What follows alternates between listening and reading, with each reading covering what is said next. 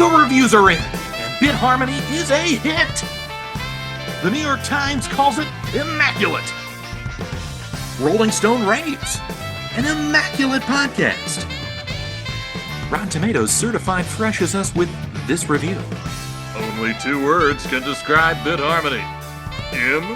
Immaculate. And Chicago Tribune declares, this is truly, without hyperbole, the most immaculatest audio event of this or any lifetime. Now sit back, relax, and let Matt and Seth immacularize your soul. Welcome to BitHarmony. Listen to our podcast. This may be our last chance. I don't know how to fit BitHarmony into that, but you're listening to BitHarmony. I'm Matt, and this is the Final Fantasy X episode. Oh, I can't remember my name. I must have gotten too close to Sin's toxin.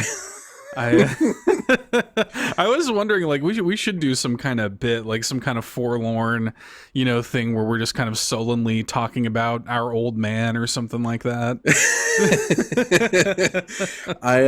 We talked about this like a month ago. I didn't have time. I don't even own a copy right now of Final Fantasy X. Like, I'd owned it on Vita, but I don't own a Vita right now, or I don't have my Vita. I didn't feel like rebuying it. I didn't have time to replay any Final Fantasy X the past month. It's been way too busy. I know you played like a good 10, 12 hours of it or whatever, but yeah, I will say this is probably the game we've covered that I'm like most familiar with. And yeah, I watched some cutscenes over the past few like days, but it's mostly just to refresh myself on like the cadence in which they say certain things, right? Like, I remember the dialogue. I don't need a refresher on what's actually being said. I wanted to hear the voices, and obviously we're going to get into it way more in depth later. But yeah, to me, it is the voices and how they say certain lines. It's stuck in my brain the same way that I think like people in our generation also have like the Star Wars prequels, like bad lines stuck in their head, except this is actually well written. It is well written, but like the performances, I mean, again, well, I don't want to, put the cart too far in front of the horse, but it was so early in like kind of the life of like full scale AAA video game voiceover performance that like they were still trying to figure things out, clearly. And so some of it comes off as kind of like stilted and stuff, which a lot of people make fun of. But man, I love the voiceover in this game.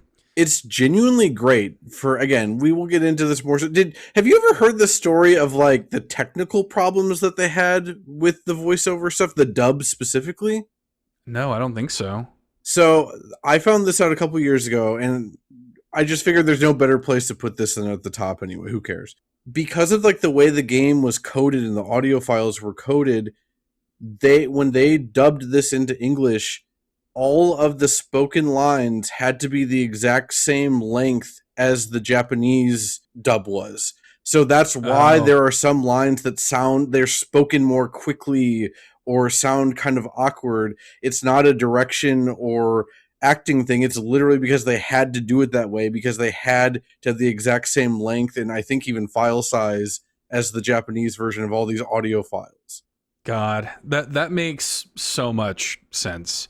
Yeah, because like there'll even be really simple things like it'll be like Titus or Yuna, like Titus will say like hi, and he'll just say it like really quickly, or something like that. That makes so much sense. But I find that charming. Yeah. Like I think that adds a lot to the game. Yeah. It gives the game like a lot of flavor, even if it's on accident. Yeah. We will talk more about all this pretty in depth, I imagine. You're probably at the start of what is bound to be a 4-hour episode of the show. Oh God. I hope not, honestly. But anyway. Me too. Yeah. Let's get into it then. Again, we're talking Final Fantasy X today. Our intro this episode is A Fleeting Dream from Final Fantasy X. This was composed by Nobuo Uematsu and arranged by Masashi Hamauzu, and we will be right back.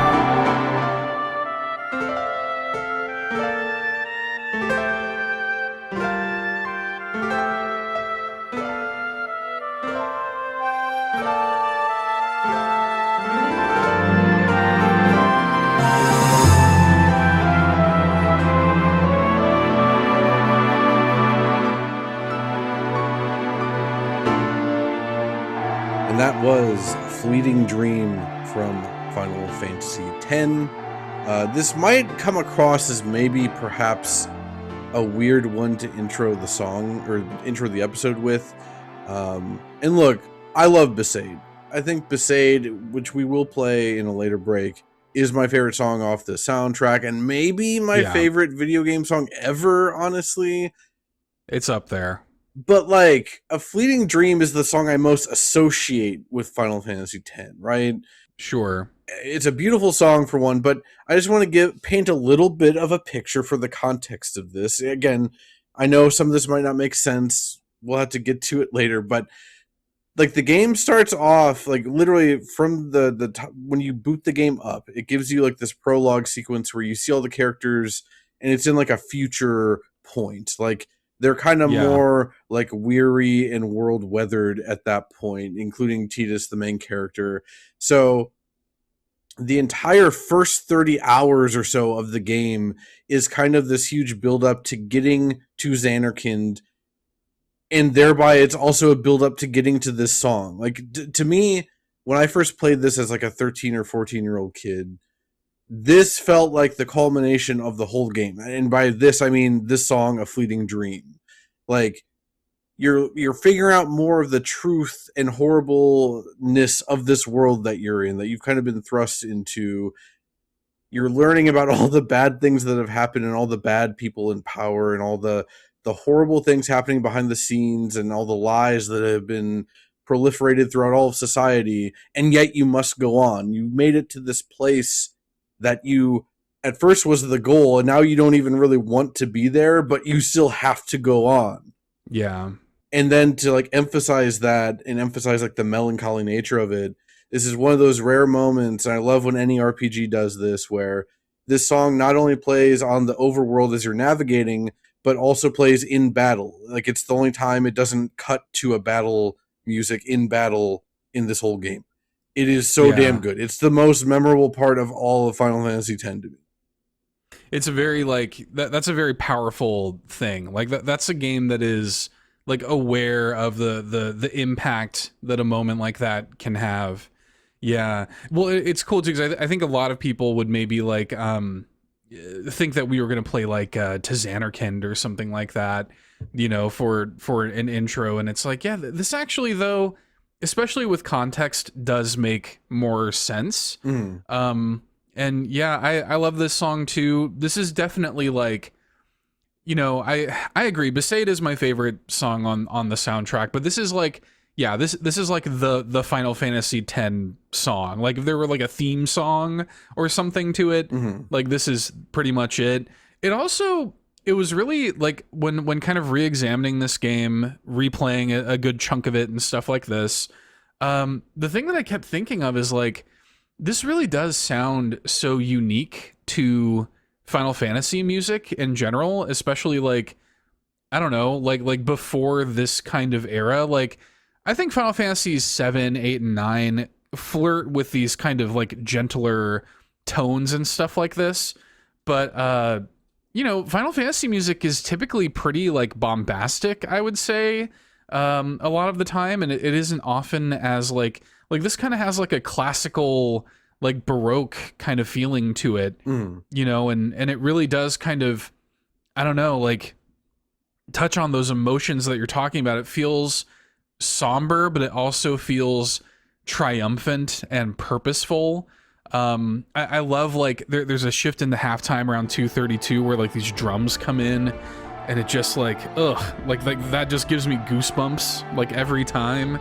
And yeah, it just kind of like sets the stage for the emotions that you're gonna be feeling with this game, and like the journey of the characters and the melancholy of it all. It's a very melancholic game, you know, for all the people who kind of misunderstand a lot of what the game's doing and saying. It is very it is a very melancholic story. Yeah, to me, this and Nier Automata are like the clear inspirations for Clair Obscur Expedition 33, like the current RPG darling of the entire gaming world, right? Like, I don't know that Clair Obscur exists in the same way it does without Final Fantasy X. It just, that DNA to me is so clear, like that lineage. And yeah, like you said, Final Fantasy X was the first time Final Fantasy was kind of sounding like this, and that makes sense because Masashi Hamazu, this was, I believe, I didn't go super in depth into it. This is the first time I think anyone besides Nobuo Uematsu was like working as like one of the main composers on a mainline Final Fantasy game. So that makes sense. Yeah. Like that dude did 9 full Final Fantasy soundtracks basically by himself. And this is like, he is still heavily involved with the soundtrack, but you can really feel the influence of someone else all throughout. And a lot of the songs we're breaking for are straight up fully composed by Hamazu, who has kind of become like the new Uematsu at Square Enix. I don't know if he works there specifically. He might be contracted or whatever, but he's done a lot of work on Final Fantasy VII Remake and Rebirth, and you can really hear it in the modern Final Fantasy soundtrack. I think he also did the 13, at least 13 and 13-2. I don't know about Lightning Returns as the main composer. I don't have too many specific notes on the actual song of A Fleeting Dream. I did just want to note that, yeah, again, much like many episodes we've done, this is the first time I've really sat down and listened full attention on the soundtrack with headphones and stuff to any of these. Again, I've heard these songs a billion times over the course of the past 25 years, but I never fully paid attention to like all the little intricacies going on in here. I loved the use of these like there's all these like echoey stomping sounds, and also there's like these kind of like wailing sounds. And again, that makes perfect sense. Xanarkand is like a literal ghost city. It is not just a ghost city, but kind of this world, Spira in general, is kind of just a ghost world. It is a world literally run by ghosts, basically. So to have this like this destroyed city and like center of all the plot basically have all these like ghostly wailing noises. It's just something I never noticed before, despite how often I've heard this song and how much I love it. So that's just cool. I just like hearing new details like that when we do an episode of the show.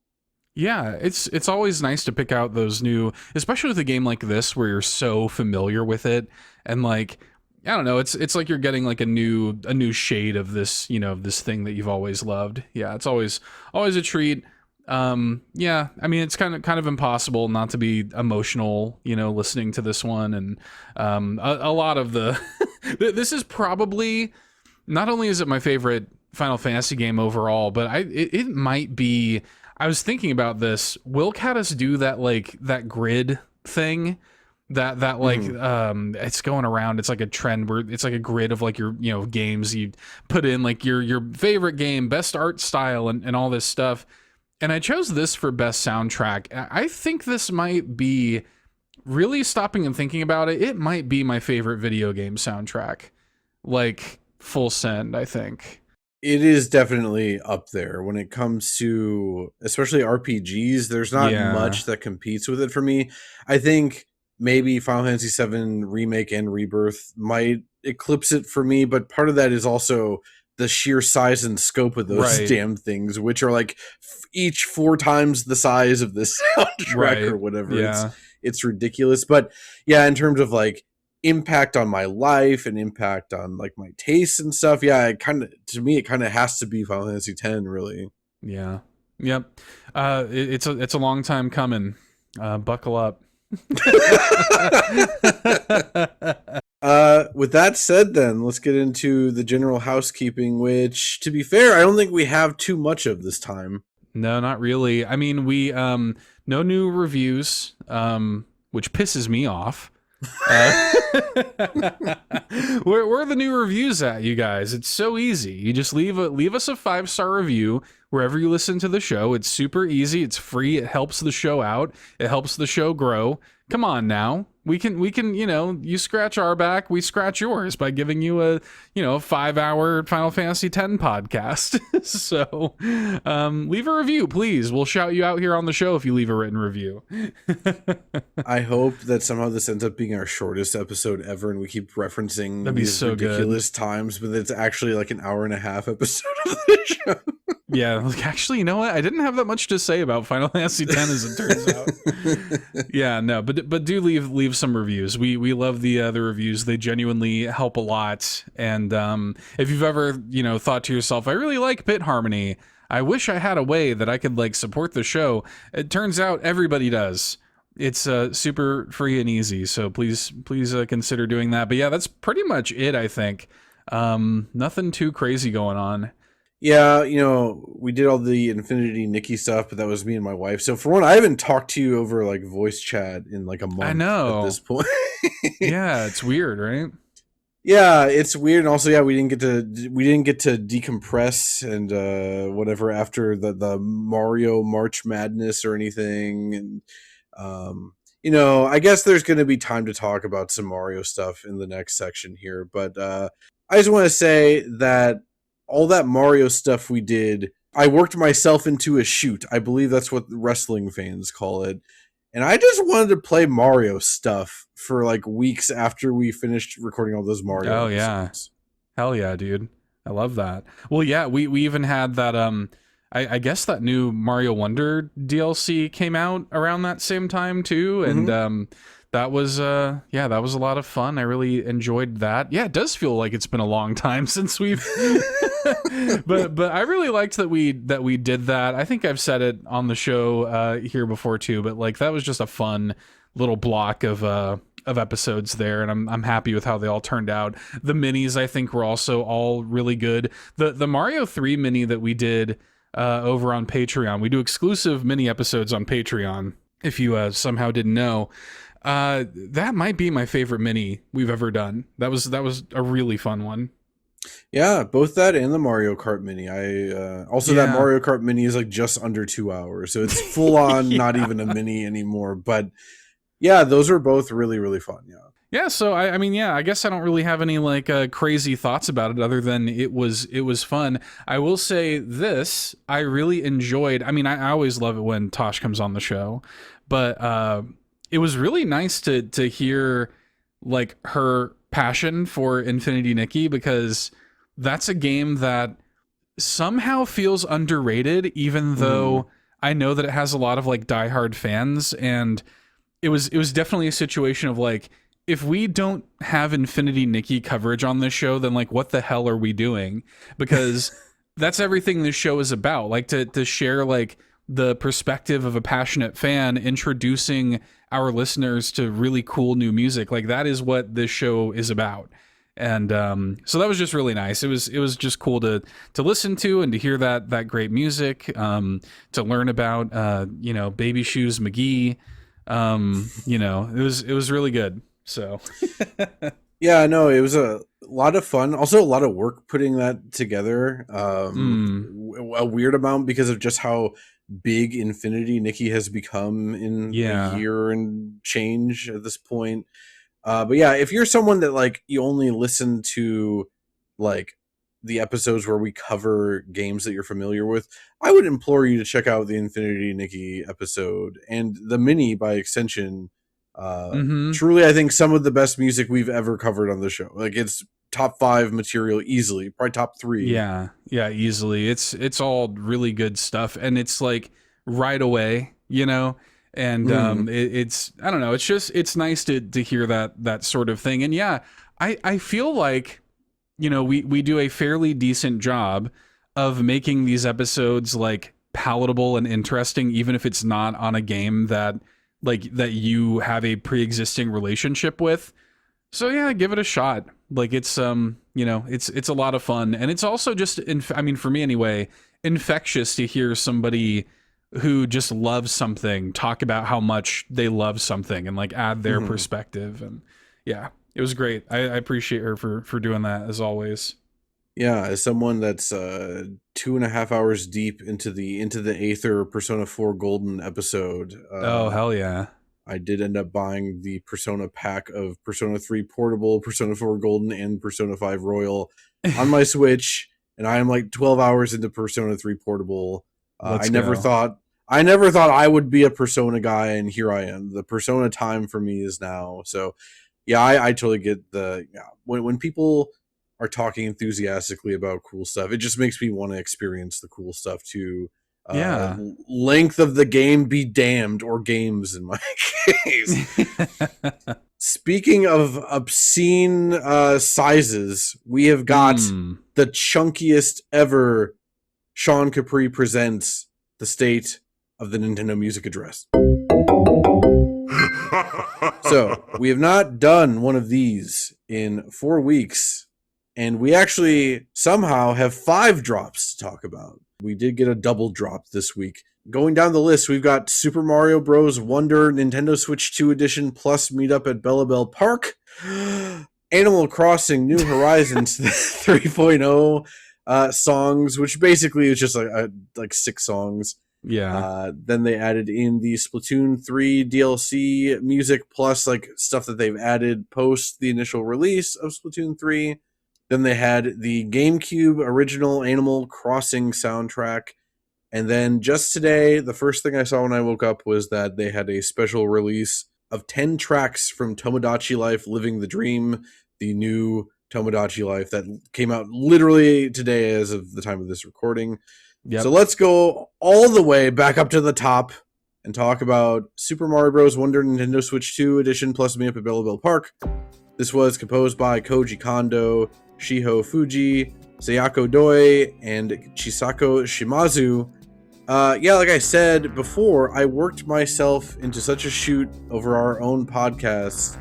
I was not planning on buying this DLC. I was very disappointed in Mario Wonder when it came out. I shouldn't say very disappointed. I just found it kind of not super memorable, which felt like crazy considering it's a new 2D Mario game with this new art style and whatnot.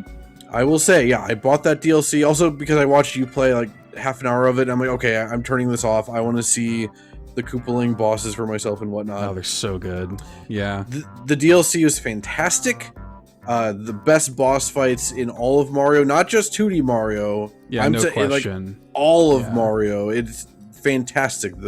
It's the first time I thought the Koopalings didn't suck. Really, really enjoyed that. I enjoyed my time with the DLC so much that I just ended up... I'm still in the middle of it, but I'm doing another 100% run through of the base game. Oh, hell Mario Wonder.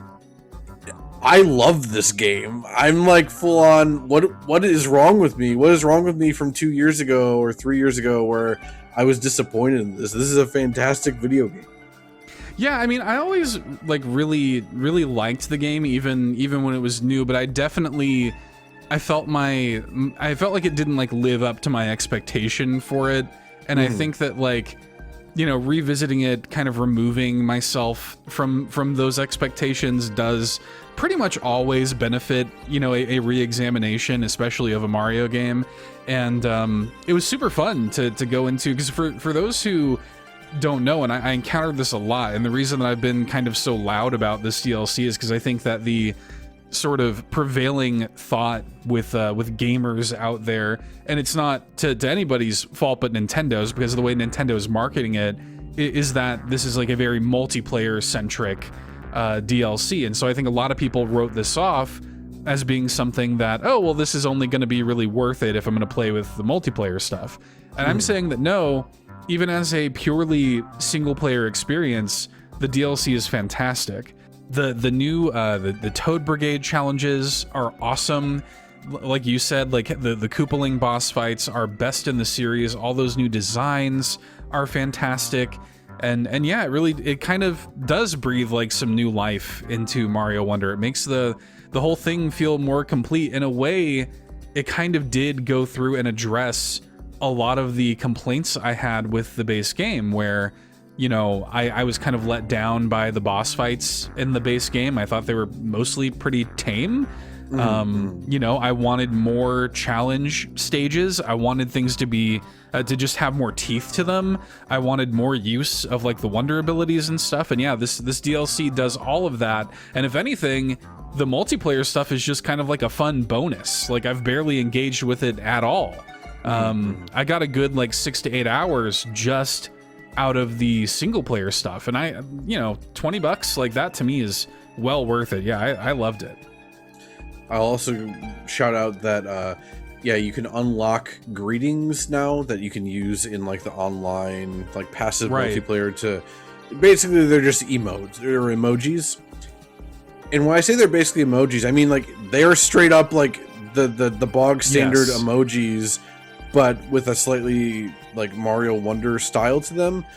I want to have these emojis on my phone. I want to use the Mario Wonder version of the Moai statue emoji. Like send it to my friends. I think it's so cute.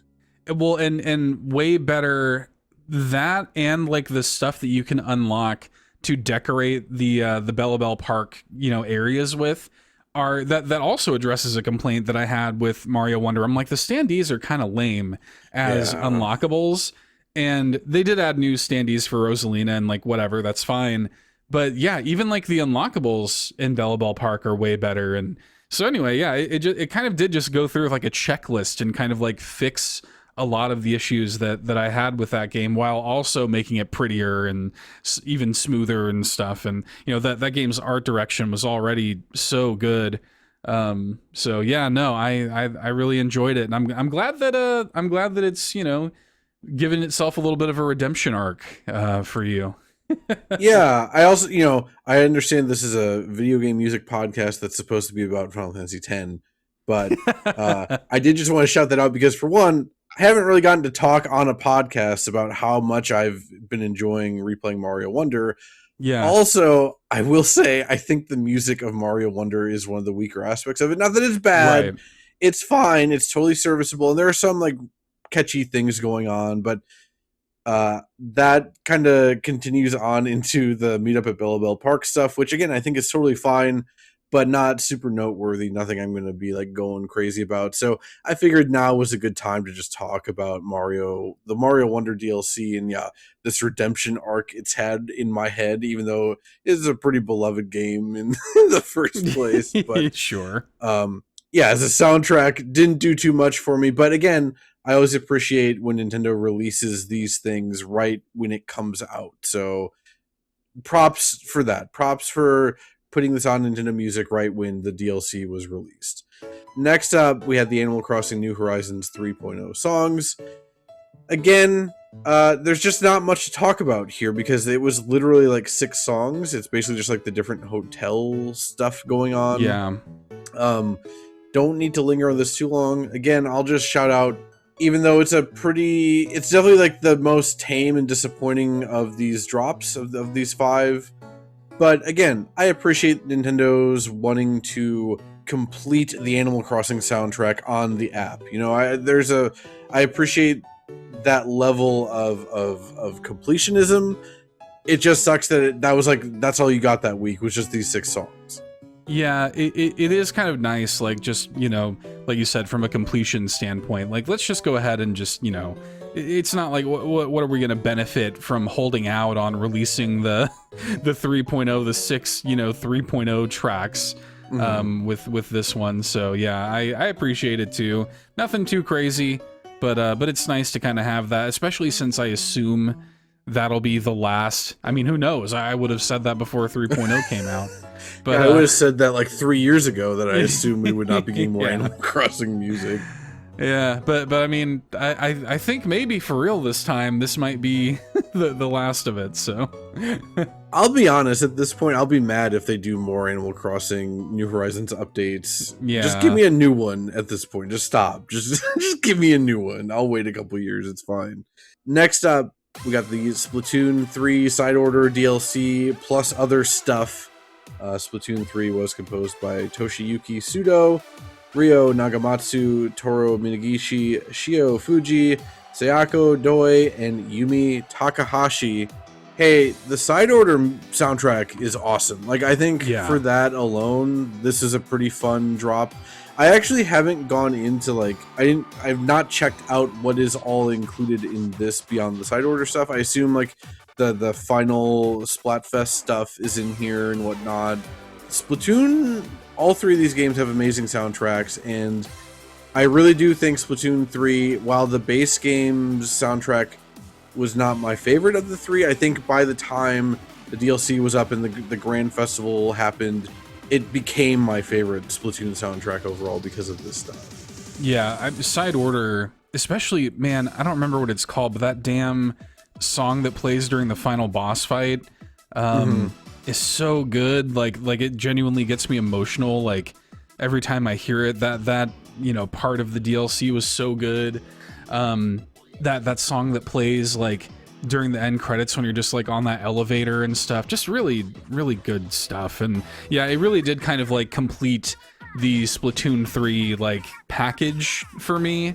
A game that I overall, really loved by the time it was all said and done. I don't play Splatoon like consistently anymore, but it's kind of nice to, I don't know, it was just nice to get to listen to some of this music again.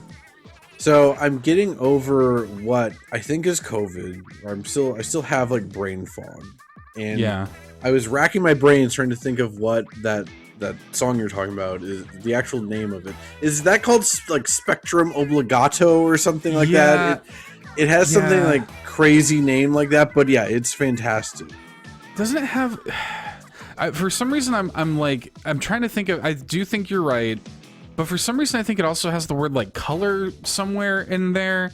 I don't know, but it is. I just remember like that moment in the game, like it was so cool, like such a emotional like finale, and yeah, really good. Splatoon games always do their finales, and even their DLC finales like better than anything. I'd say Kirby is the only Nintendo franchise that has finales as good as these, and I'd say like. The base game Splatoon 3 and the DLC are like the height of Nintendo end sequences to me. Really, really cool. I need to go in there and listen to what's actually in this pack. That said, I can tell you something I have been listening to a lot since they dropped it. The Animal Crossing soundtrack. The original, I say original, the GameCube Animal Crossing. I'm well aware that the original was an N64. Don't you mean the Dobutsu no Mori Animal Village? Yeah, that is what I mean. Animal Crossing on GameCube. This was composed by Kazumi Totaka, Kenta Nagata, Toru Minagishi, and Shinobu Tanaka. This is, okay, we did have Paper Mario, the Origami King a couple months ago. I still think that's probably like objectively the best soundtrack on Nintendo Music, and also like it maybe is the best soundtrack Nintendo's ever produced, period. However, Animal Crossing the original, or the GameCube game, whatever you want to call it, holds a very special place in my heart. I have not used the Nintendo Music app this much since it was new. The day this dropped, I was like making breakfast to this music. I was doing dishes. I was vacuuming. I was doing everything to this music, to the point where usually I'm doing this stuff with headphones in, but I wanted to listen to the soundtrack so much. I even had it hooked up to our Bluetooth speaker and was playing it like while my wife was playing Pokopia, which Pokopia has a fantastic soundtrack also, but I'm like, no, I have to just keep listening to the Animal Crossing GameCube soundtrack. Yeah, no, this soundtrack this week has messed me up multiple times. Like out of nowhere, just like a 9 p.m. while I'm doing something. Dude, that's the one. It just wrecks me. Yeah, 9 p.m. in the original Animal Crossing, that thing hits different, man. Like that will mess you up. That'll get you crying. I would like, dude, it was so, I was cooking dinner listening to this the other night when it dropped, and just listening to just some of the top tracks and stuff, and I haven't like sat down and listened to this soundtrack in a while, and that came on, and I was crying into the like just over a pot of chili that I was making, just like, this is so, and it really is solidified. We've actually talked about this. We do need to do like an episode on this game. I don't know how we approach it. I don't know if it's like a full sort of series thing or whatever, but like it really did solidify, like, damn, this is such a special soundtrack, and at this point I'm just waiting for them to release the game on like NSO or something.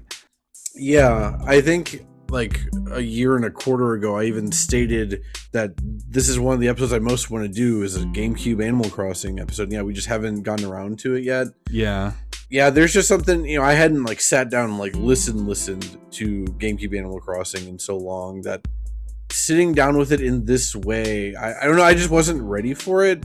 And also, now that I'm so much older, you know, I'm 25 or 20, however many years older now than I was when this came out, there's just so much more like weird emotions about it. Like this game has like I think the only game that has a better summer vacation vibe than Animal Crossing is Boku no Natsuyasumi, and that's also something that I keep thinking about with Animal Crossing. You know, I love New Horizons. I've played way more New Horizons in my life at this point than any other Animal Crossing game, probably all of them combined. Love New Horizons, but yeah, it does not have that vibe. But I'd also argue like none of the Animal Crossing games besides the original has that Boku no Natsuyasumi vibe. Like, I think about all the time about when I was a kid playing this, or again, teenager playing this, and at one point, Tortimer was like, hey, I have to leave for like a week or something, but can I ask you every night to go turn on the lighthouse? Like, I'll give you the key, and every night at like 8 p.m. or whatever, you can go into the lighthouse and turn it on for people. That blew my mind as a kid, and like that's what I want out of a new Animal Crossing game. Like, keep the modern decorating focus. I don't mind that, but I'd like just like some little more I don't know, like emergent secret story stuff like that. I really do miss that vibe a lot, and a big part of that was the soundtrack.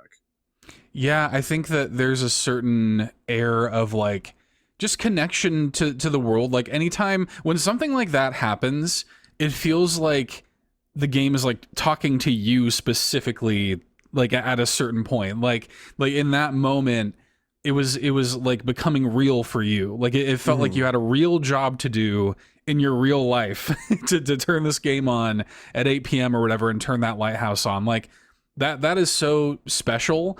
And again, it's a simple little thing. Like it doesn't really ask that much of the player, but that's one of the things that for me makes Animal Crossing so special is it puts up barriers for the player that are intentional, not to be cumbersome or annoying or whatever, but because it allows you to feel more connected to its world in a real way. And also like the encouragement to take things slowly, which has been in place from the very beginning. That is kind of what sets Animal Crossing apart. And I don't know, I really love that. And yeah, to your point, like that first game, like none of the other games have the vibe that the first game has. And in the next Animal Crossing, I would love to see some of that come back. I would also just like the villagers to be mean again. I want some mean people. I want, you know, I miss it when they were kind of rude. Yeah, like I don't need them to go full on with it, but yeah, they really sanded that stuff down. You know, you can even see it with like Mr. Rossetti, even as soon as like the next game, because like Mr. Rossetti yelling at kids made them cry in Japan or whatever. But it's still like, yeah, I wish there was like a little bit more teeth to it. I just want there to be a little bit something, but like the decorating in Animal Crossing New Horizons is sublime. But for one, that's not going to be for everyone. And I like a lot of my friend group that grew up loving Animal Crossing, they kind of bounce off with New Horizons. I think a combination of it being so decorating focused and because they all burnt themselves out because we were all playing it right at the start of COVID in March 2020.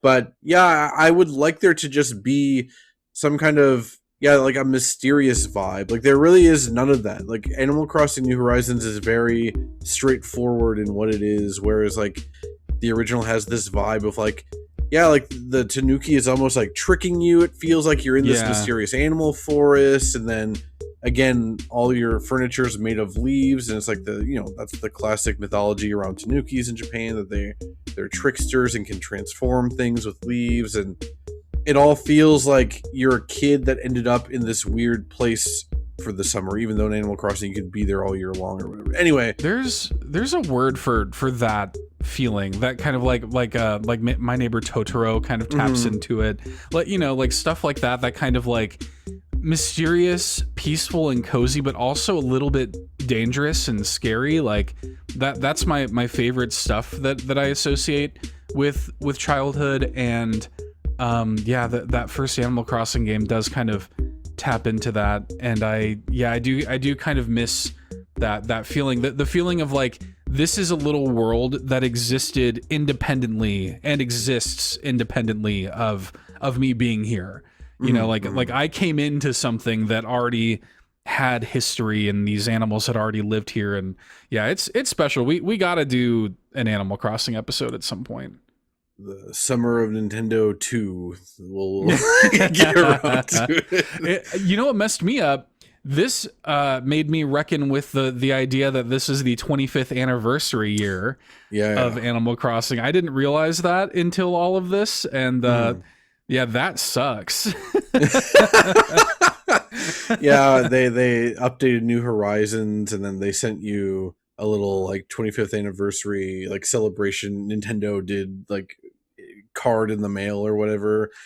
Me and my wife got pretty emotional reading that, because it's like, I don't know, like I chalk up so much of like the good things that happened in my life to Animal Crossing. Like I met friends online in chat rooms back in the early 2000s talking about Animal Crossing, and part of the way I met my wife is our mutual love of Animal Crossing as a series and stuff. And yeah, to hear that, like that's it's pretty messed up. Like, you know, we view like Mario, the original Super Mario Bros. Is so ancient, but like Animal Crossing is significantly older now than Super Mario Bros. Was when Animal Crossing, the original, came out. You know, like that's right. That's crazy, and yeah, that put the fear of God in me. I don't want to I don't want to think about that anymore, honestly. But I probably will every time I hear 9 p.m. for the rest of my life. Lastly, then, today we had the special release of the 10 tracks from Tomodachi Life Living the Dream.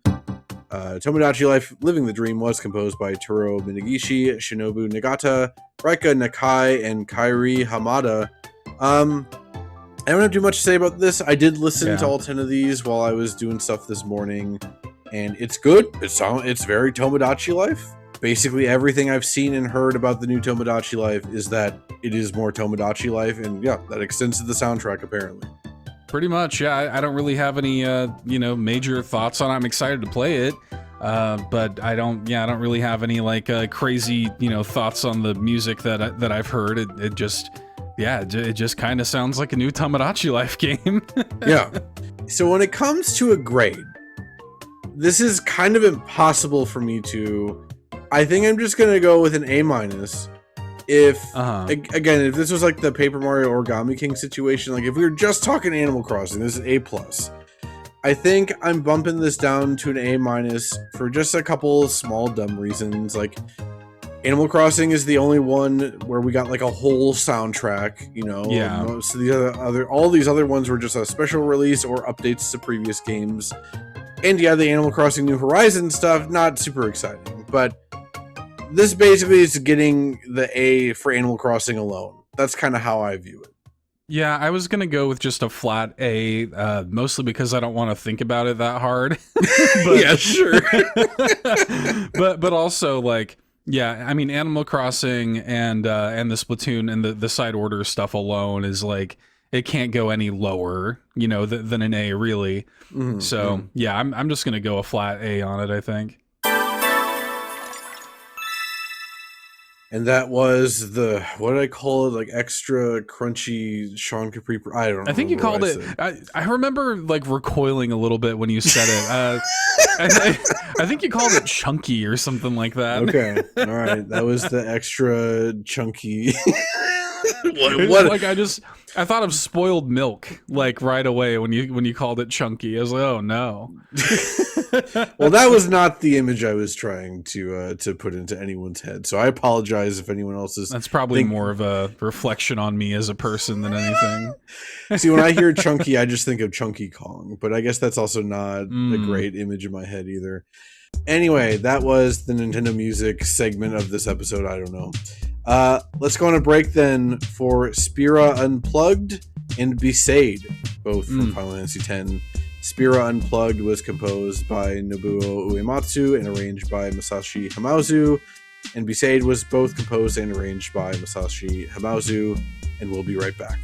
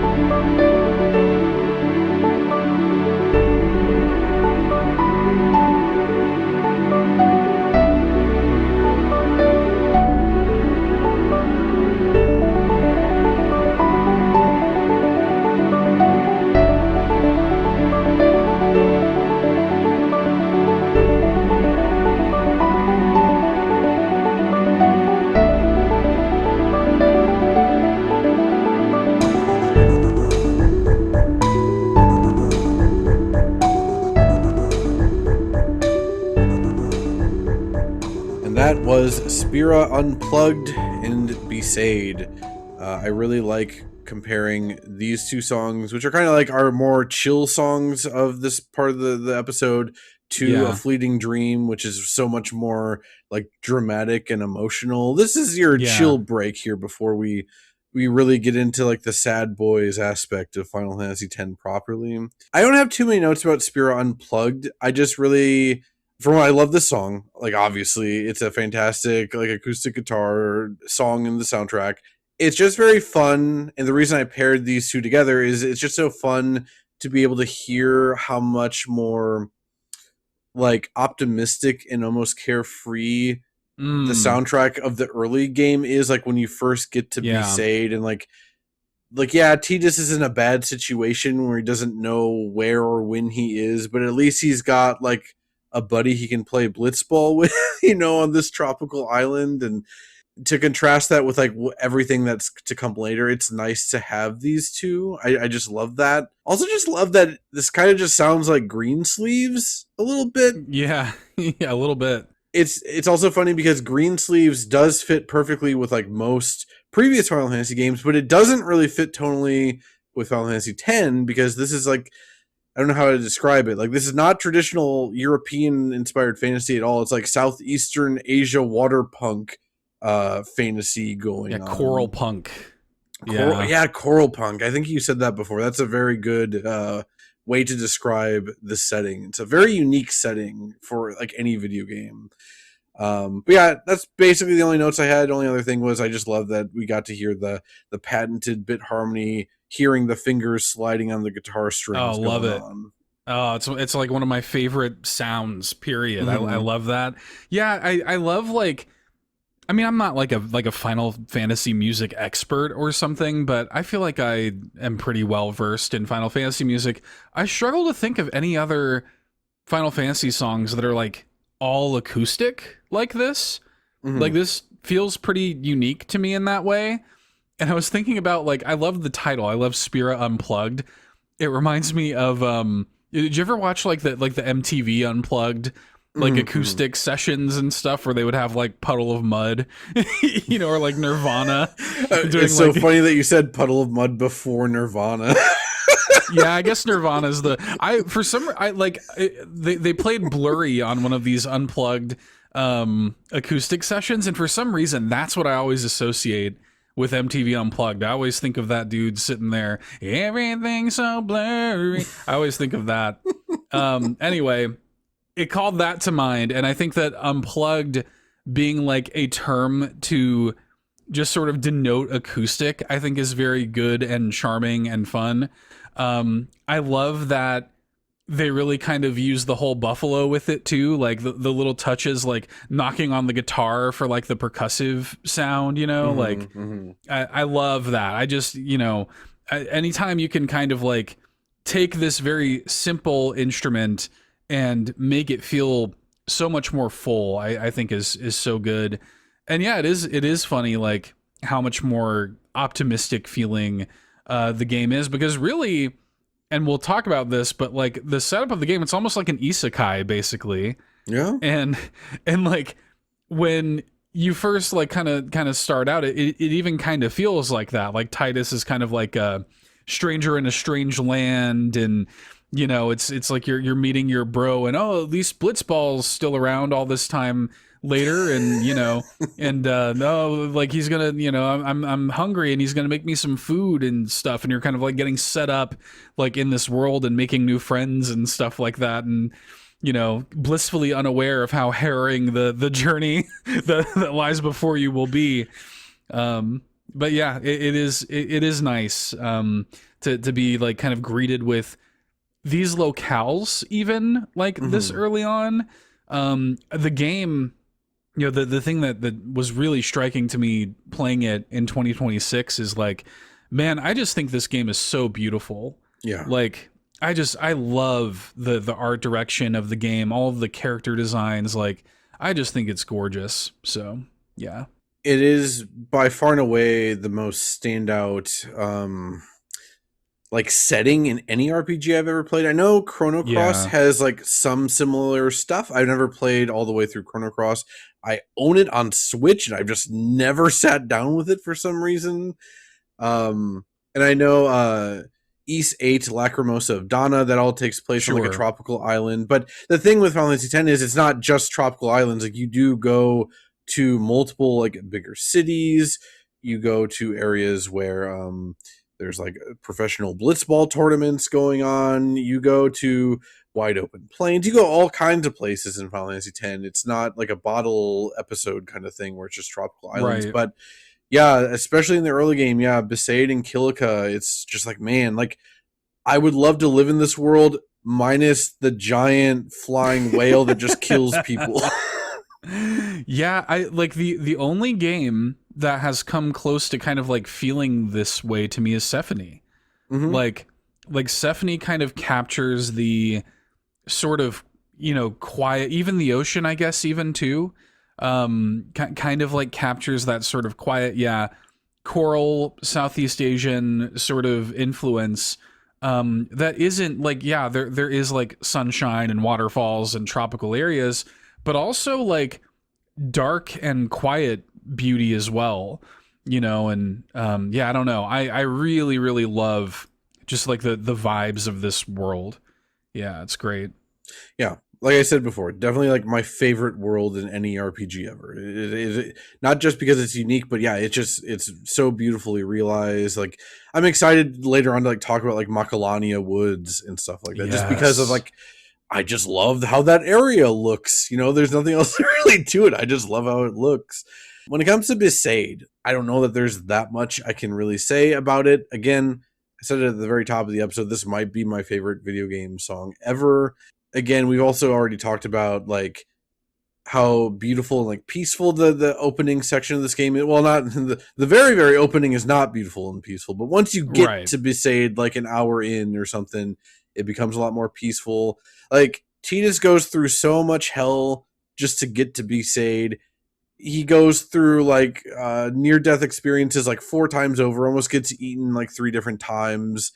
But then, yeah, he's finally here on this gorgeous tropical island, and there's just a bunch of guys being dudes, and they're playing blitzball. I love the idea that the only thing culturally that has survived 1,000 years is this dumb underwater soccer game. well, and the fact that like it has also become like it has like a religious component. Like the blitzball sign for victory is also like the prayer, like the bog standard sort of prayer of the world and stuff, which is just very funny. Like, it's funny that has all sort of like withstood 1,000 years of progress. Blitzball is still here. Yeah. Truly, I don't know why, but that, even as a teenager, that detail always tickled me. The fact that like, hey, if you gotta be here, at least you can still play your favorite sport. I don't know. Well, and the thing, I mean, we'll talk about Blitzball, I'm sure, in more detail later on, but like, the thing that's so charming to me about that is that it is like everybody in this world is into it, because not only does it have, again, a little bit of like a religious connotation to it, but also it is the only entertainment in this world, really. Right. Like, it's like the only thing to do for like leisure. It's the only little piece of like solace and hope and escapism in this damned world that has been completely set back. You know, it's also, like I said, it's almost like a bit of an isekai, because you're going from one world to the other. It's one of those situations where you're technically in the future, but it's completely kind of like reset. Like, you don't, you know, you're not in like big futuristic cities necessarily in the same way that you are in the beginning of the game. So yeah, it's anyway, it's very simple, and I think that like back to basics kind of feeling is conveyed in the song. Yeah. I also, when it comes to like the blitzball stuff, I love that because they straight up tell Tidus, we don't, like, when we make towns and villages, like, we try not to populate them too much because we don't want too many people in one area in case Sin just comes and kills everyone there. But then, you get to Luca, where they hold the blitzball tournament, and it's a big city full of people, and Tidus is like, what's going on? And Yuna's like, it's not really different here, but people will just fight harder for it here because this is our one reprieve in this awful, awful world. that line always stuck with me, and even her delivery on that always stuck with me. Yeah, and when it comes to Besaid as a song, the only note I really have is 146 when that synth comes in. Like, I don't know that anything takes me back as hard as those long held synth notes. Like, oh, now it's the summer of 2002 and I'm in my best friend's basement and we're playing this and eating Burger King. Like, I know that's not a good song analysis, but that's all I got because again, what can I say about Besaid? Yeah, I mean, the only little bit of interesting analysis that I guess I have about this is that it is funny to me and interesting that this song manages to have a calm and relaxing like island vibe, despite the fact that it utilizes basically any of those traditional instruments. Like, the instrumentation in this is not what you would expect for an island, you know, like locale, like a tropical island. Like, this is a very like piano forward track, and synth and arpeggiated synths and like a very crunchy bass. You know, it doesn't give island on paper, but yet when I now like with the context and the nostalgia, of course, but just like the song itself is like the island song to me. So I find that kind of interesting too. Like, I wonder, I would love to read about the process of composing for this game and kind of like how they arrived at some of these sounds and tones and stuff like that. And, you know, when you're tasked with composing for a tropical island, how do you arrive here? You know, I like how, you know, the song does take a kind of more almost sinister sounding bit. It does have a minor key shift. Yeah.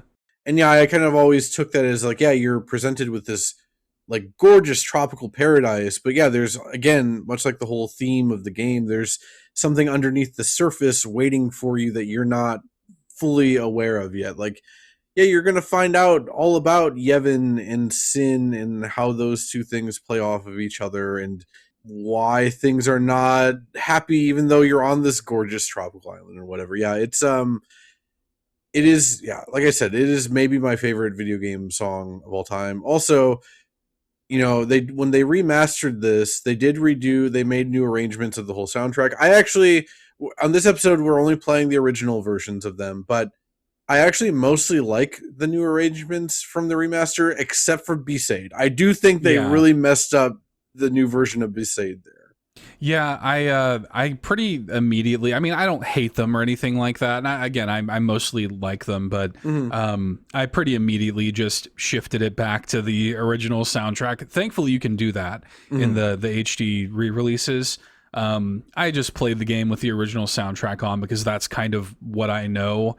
Like, it does feel weird to play the game without that. It's just one of those games that I associate its original soundtrack to it so much that it does feel kind of weird playing it with the new stuff, but it's still good. Like, but Besaid I think is the one where it's like, no, you guys did you flew a little too close to the sun with this. You got a little too rowdy on this one. You really mess with the vibes.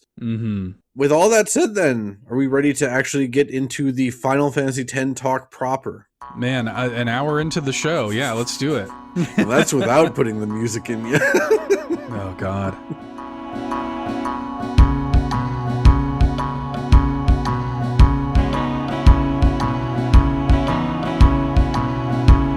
Final Fantasy X.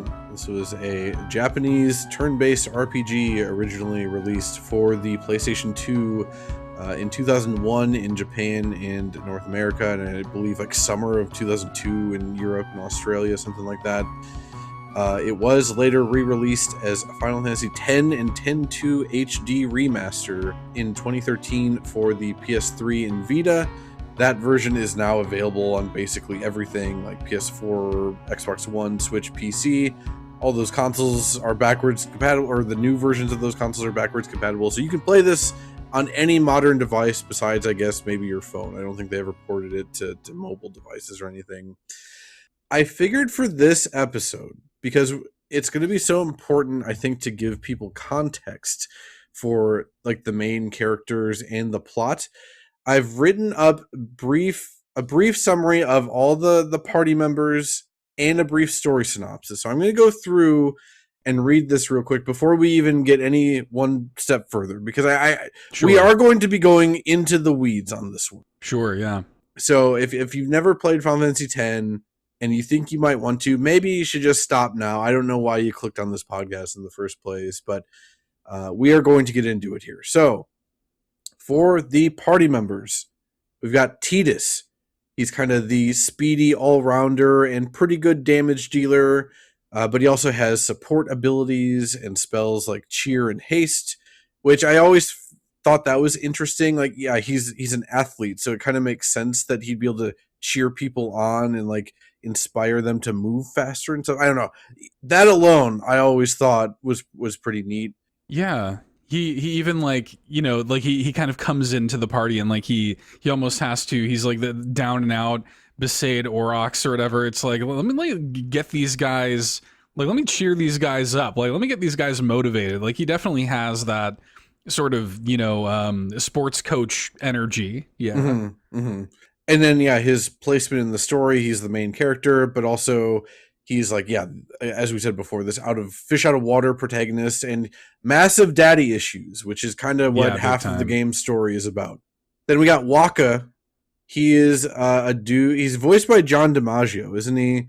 Yeah. With a crazy Jamaican accent or Jamaican-esque accent on. Yeah. His main gameplay purpose is to he's the Blitzball player we mentioned before. He fights with the Blitzball. He tosses the ball at enemies, which is mostly meant to attack flying targets or ones that are further away. And in the story, he's basically your racist friend, is the main purpose that he's serving. We will get into it. Waka's good, but he is a big dumb racist, and it takes a while for that to be reckoned with. And honestly, for anyone to really mention it at all. Yeah, well, and they try to kind of like justify it, and I guess in some ways, you know, there's probably a reason most people are racist, and I guess as far as that goes, like Waka maybe has something, but it is still weird. It is still like a weird kind of hard stop. Even when this game was new and I was like a teenager playing it, I was like, ugh. Yeah, you were making that face Waka makes in that cutscene when it zooms. Then you got Lulu, who is the pretty classic black mage. Like, you're only going to use her to cast spells. In the story, she's kind of the older sister figure to Yuna, who we'll talk about in a second. And she's a goth lady, and she is way too cool to be with someone like Waka, even regardless of the racist thing. No, these two would not be together. I mean, I guess in a world where you might die at any given moment, I guess I can see how you get together with someone like Waka, but come on, Lulu. So I had a huge crush on Lulu when I was a kid. Like, I wanted a goth baddie girlfriend, you know, when I was a teenager. I thought I loved Lulu, and there's a moment in the game where you can kind of like, there's like a dialogue choice where I forget what she's talking about. I think she's talking to Tidus about like Yuna like not being able to marry somebody, and so like don't even bother falling in love with her or something. And you can have Tidus say like, well, actually I'm more interested in you, Lulu, or whatever. And she says like, oh, interesting, I'll add you to my list. I don't know that I had a crush on Lulu. I think at this point playing video games, I wasn't, we talked about this a little bit on the Symphony of the Night episode. I wasn't really having those feelings yet with characters. I mean, nowadays, Lulu is definitely the coolest character in this game. Yeah. And the fact that not only, like, okay, we also have to talk about the fact when we say goth, I mean, she's like the most goth character that has ever been in a video game. Like she wears like a dress made of leather belts. Yeah. And she's got like the dress made of belts that's also like a jacket that's too big for her with like a fur coat at the top. But also she wears that around on all these like tropical islands and stuff. Right. She looks ridiculous in the game, but that's also like part of the appeal, right? Like I love this cast of characters. I think up until Dragon Quest XI, this was my favorite cast of characters in an RPG ever. It's still pretty high up there, and I think Lulu's very high up there for me. Though I think nowadays, if I view them as an adult from like a writing perspective, I feel like Lulu gets maybe her and Kamari get like the least to work with, I guess, in the story. Like, you know, Waka gets to like he gets a whole arc of becoming less racist and less of an idiot, whereas Lulu just kind of goes from I always get the sense she knew most of Yevon stuff was garbage, but she's still going with it. I mean, I guess when things are getting revealed, she does sound pretty distressed. So maybe I'm giving Lulu too much credit. But anyway, she doesn't get as much character arc as other characters in the game. So I think that brings her down a little for me. But yeah, character design wise, she's besides Orin, she's the coolest. As a boy, I was a Lulu man, and as a man, I'm a Yuna man. Yeah. You know? Yeah. Yeah. Well, hey, that's a good segue into Yuna then, who is your summoner party member, and in the story is the daughter of High Summoner Braska.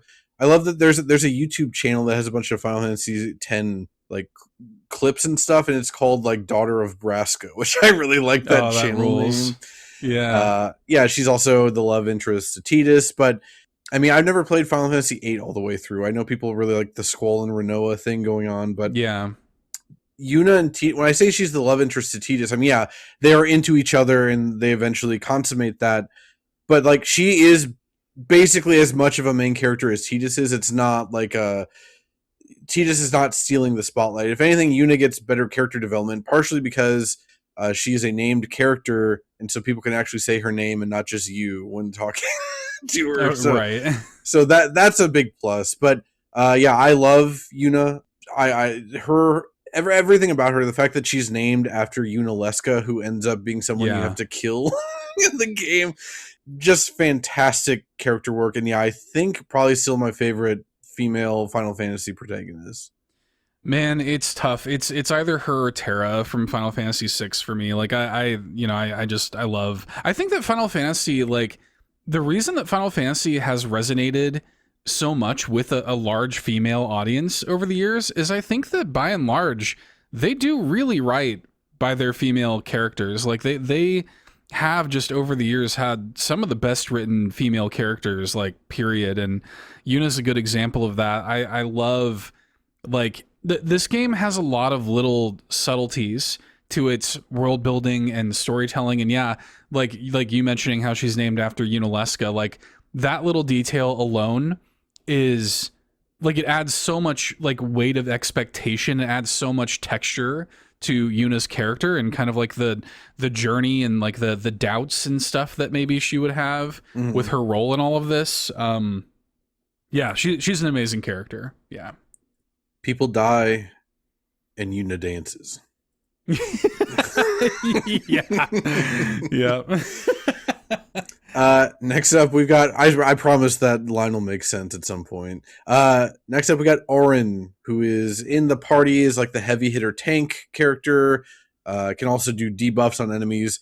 Basically, when I get Orin in the story, he never leaves my party. Yeah. Not just because those debuffs are so damn useful, like the defense down and attack down stuff. He also gets like zombie attack, where he can give enemies like the zombie status effect.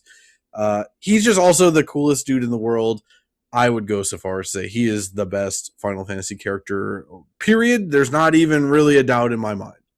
I mean, he's so like, he's got to be the coolest, you know, Final Fantasy character. Like he's got that kind of like, I love like having his like lazy arm kind of like, you know, hanging like in his jacket and having like that little jug of sake like hanging off of his waist. Like what a great character and character design. I also love any story. I'm a big sucker for this. Anytime a story has like a sort of reckoning of the past, like he was part of like the Guardians with Braska and Jack, like that kind of like that feeling of this remnant, this holdover of something that happened before. I love that. Like I love that trope. And Orin is basically just a living representation of that trope. So yeah, I love him. Yeah, his character design is like amazing. Like he feels like what Vincent in Final Fantasy VII was like supposed to be. Like it just super cool. Like it just exudes cool, but not in a ridiculous way. Not in like a half vampire dumb way that doesn't even fit the rest of the game way. Yeah, his arm that you mentioned before. Yeah, he keeps, aside from when he's in battle, he keeps his arm, I think his left arm, in this almost like sling that he's made in his coat. When I was doing research on this like years ago, I think I maybe did some kind of report on like Ronin or something in school, because that was like a real life thing. I think that is meant to signify a Ronin, like a wandering samurai without a master kind of thing. Because as you come to find out, Braska died, and like on Oren's watch, kinda. Yeah. I mean, he didn't have a full say in it. He just couldn't save him when he wanted to save him, kind of thing. So that's also sick. Just an incredible character. And yeah, we will get into the significance of Oren, who is, though he's not the main character, he's probably the third most important character in terms of the party members, and also is like the main driver of the plot in terms of getting things set in motion. Next up, we've got Kimahri, who is the blue mage party member. If you don't know what that means, basically that's a trope in Final Fantasy where the blue mages can get new abilities from enemies. So like you have to use Kimahri's Lancet ability on an enemy that has a new overdrive ability for him. And yeah, he fights like fiends, I think is what they say. Game. Kimahri also happens to be a big blue anthropomorphic lion man. A Ronso. Yeah, a Ronso. Which I'm normally all for the kind of anthropomorphic animal races in RPGs like this. I'll say that the Ronso never did it for me too much, and I'm always wanted to like Kimahri more than I did. I feel like the game really wants you to like Kimahri. Like he's very protective of Yuna, and I think the story of like why he's protective of Yuna is very good and sweet, and his relationship to Oren is also very cool. That like shoulder tap that Oren gives Kimahri at the very end is one of the coolest things I've ever seen in a video game. However, Kimahri is not as strong or as cool as Oren, so to me, he's always been the lesser cool Oren, basically.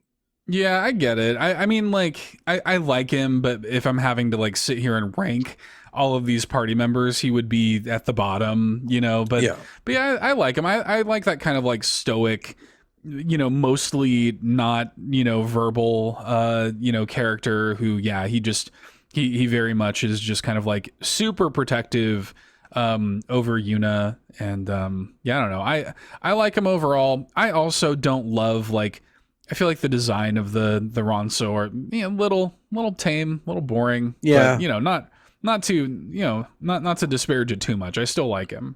Yeah. I love all these characters. Like I said, up until Dragon Quest XI, this is my favorite RPG cast ever. So he is just the least interesting of them, basically. Yeah. And lastly, we've got Riku, who is kind of like the thief and alchemist archetypes rolled up into one character. You can steal things from enemies, but also she can, her overdrive ability is to mix items, which makes her the most busted character in the game, at least up until you get to the end game, where then every character can just be busted anyway. But yeah, if you know what you're doing with Riku, you can annihilate things. She's also Yuna's secret Albed cousin, and please don't tell Waka. yeah, don't tell Waka, he'll be super pissed. Yeah, and Albed, since we haven't said it yet, this is like it's funny because like the Albed, they're just like people, but their eyes have spiralies instead of like dots. You know, like that's the only like difference. But then for some reason the Albed are also all into machines, and in this world using Machina are forbidden by Yevon, the religious organization that overrules basically everything. And so the Albed are kind of cast out, like they're forced to live on this like desert island away from everyone else, where they work on machines or machina. When Tidus first gets sent to Spira, it's Riku and some other Albeds that rescue him, and you help them unearth the airship that you'll later use in the game, like down in these ruins of old society or whatever. The Al Bhed, it's a very interesting concept that I feel like they don't take it as far as they could, but the Al Bhed crew is a very good crew. I really like Sid and how it doesn't make any sense that he has like a gruff southern accent, especially compared to everyone else. But the Al Bhed crew are very fun. Well, I like the Al Bhed a lot because, I mean, ostensibly, like, Yevon kind of leverages their use of Machina as something that makes them sort of like traitorous or something like that, because they blame like sin on that. Like they think that sin is like a sort of like punishment for the hubris of man and its over reliance on Machina and ruining the world and blah blah blah. And so they kind of they kind of ostracize the Al Bhed because of that, but also, the Al Bhed are still allowed to have a Blitzball league team. Yeah, that's true. I always thought that was kind of funny. And Al Bhed language is pretty easily learned if you just read a couple books. Yeah. Less of a language, just more of a cipher. But right. Yeah, the fact that they're allowed to be at the Blitzball tournament, that's very good. The Al Bhed, there's so much. Like, we're not going to get into every single detail in this game. Obviously, it's too much. But when you start the journey, like, you hear about how bad the Al Bhed are, but then mostly from Waka. And then she's like, oh, yeah, a bunch of Al Bhed rescued me when I first got here. But Waka also doesn't like them because they're apparently kidnapping summoners. And they are doing that, and they do try and kidnap Yuna at one point, but it's not for bad reasons, as we'll get to later. There actually is, not only is it justified, it's actually very good reasons to why they're trying to kidnap summoners. But that is your party in this game, besides the Aeons, the summons, which we're not going to go into super specifics right now with those. But besides Lulu and Orin, did you have any like favorites, both battle wise and character wise? Man, that's a big question. I do think that like Lulu and Orin are kind of like, especially when I was a teenager, they were like my favorites. They were my standouts, for sure. And they kind of did like, they kind of were the mainstays in my party a lot of the time. But then like as you go through the game, you're getting everybody's celestial weapons and you're creating these kind of like busted builds with them. There's like famously like stuff that you can do with Riku that basically can just like one shot the final boss, and it's just a great cast. I love them all, and just well written characters for the most part, and it's great. Yeah, we'll get into more gameplay specific stuff after we do the general plot summary, but I think this cast of characters, from like a mechanics perspective, they work super well together. Like, Kamari is kind of the only odd one out, and that's just because he's given to you as more of a wild card. Like, especially in the HD remaster, they really let you build Kamari how you want.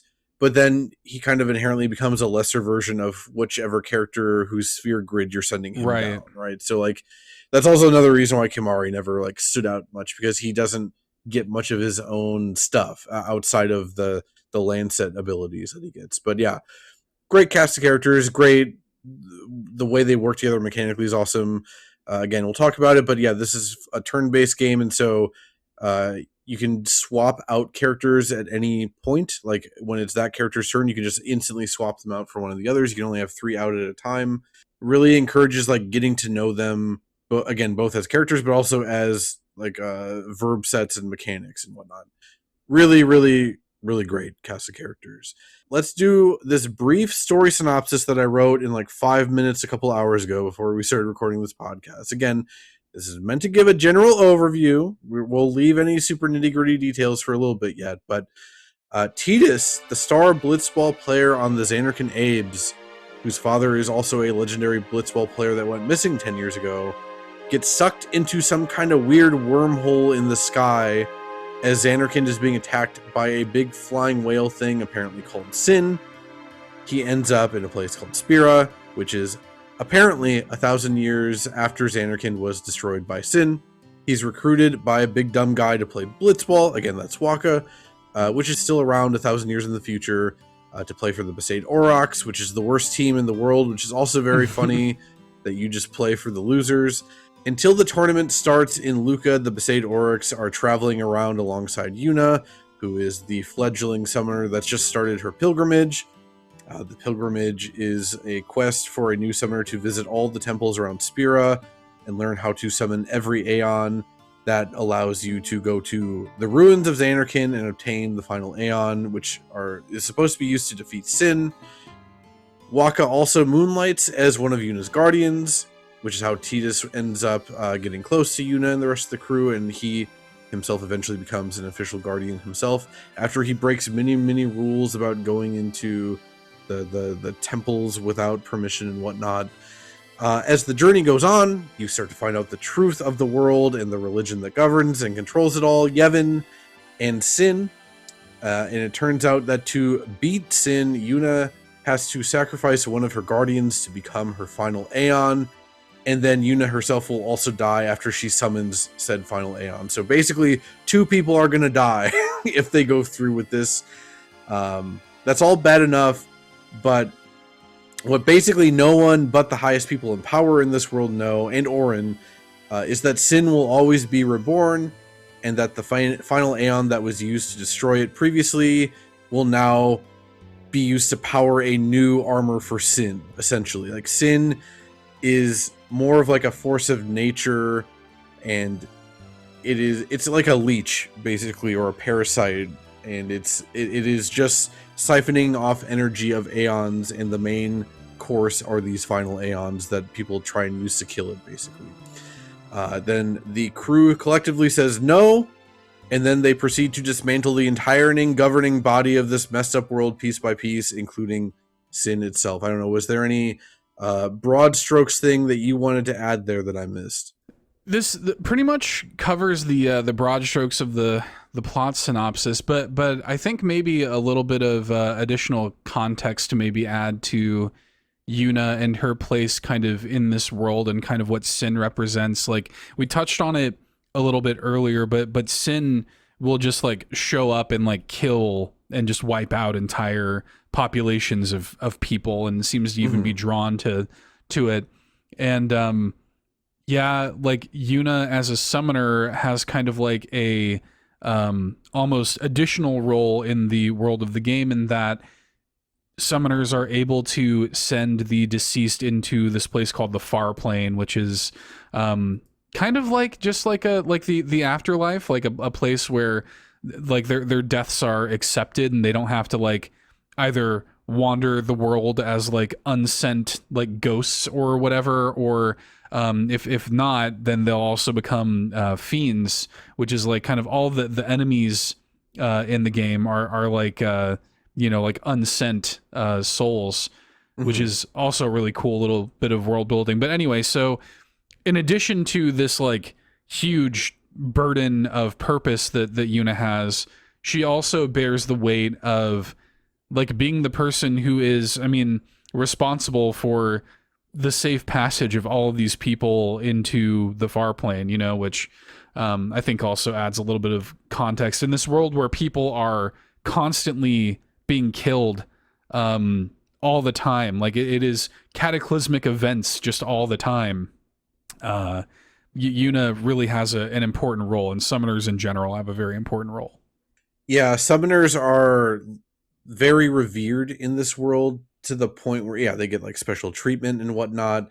You also meet other summoners throughout the game, including like Donna and her weird boy toy, which I love that plotline, because Donna specifically is like such a jerk to Yuna, which I assume is like jealousy because of who Yuna's dad is and whatnot. But it's remarked multiple times in the game that Yuna having all these guardians is abnormal. Right. That most summoner parties go with like 1 or 2 people. Right. But then I'm like, look at the hell that you go through in this game. You're telling me that Donna's little manslave, that he can take on all these things that our group is doing by himself? That never made sense to me. Yeah, that is I mean, was Braska's like were his guardians just Jecht and Orin?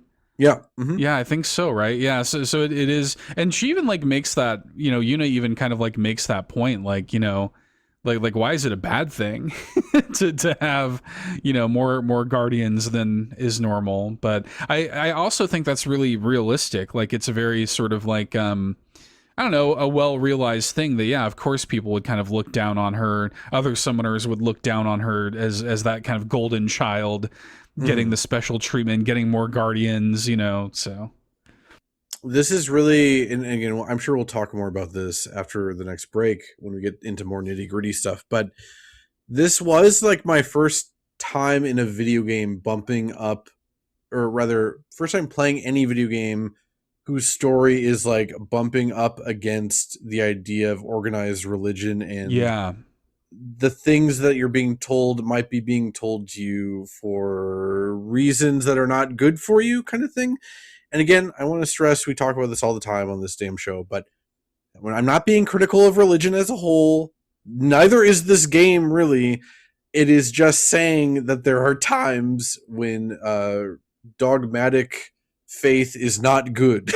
Again, look at your big dumb friend Waka to see why that's the case. Right. Or again, look at the giant whale in the sky killing us all. Yeah, or at least easily manipulated and used for purposes, misinforming people, and stuff like that. And yeah, that definitely, the game has a lot to say about that. And I agree. I think this was also the first time, like, I'll get more into this later.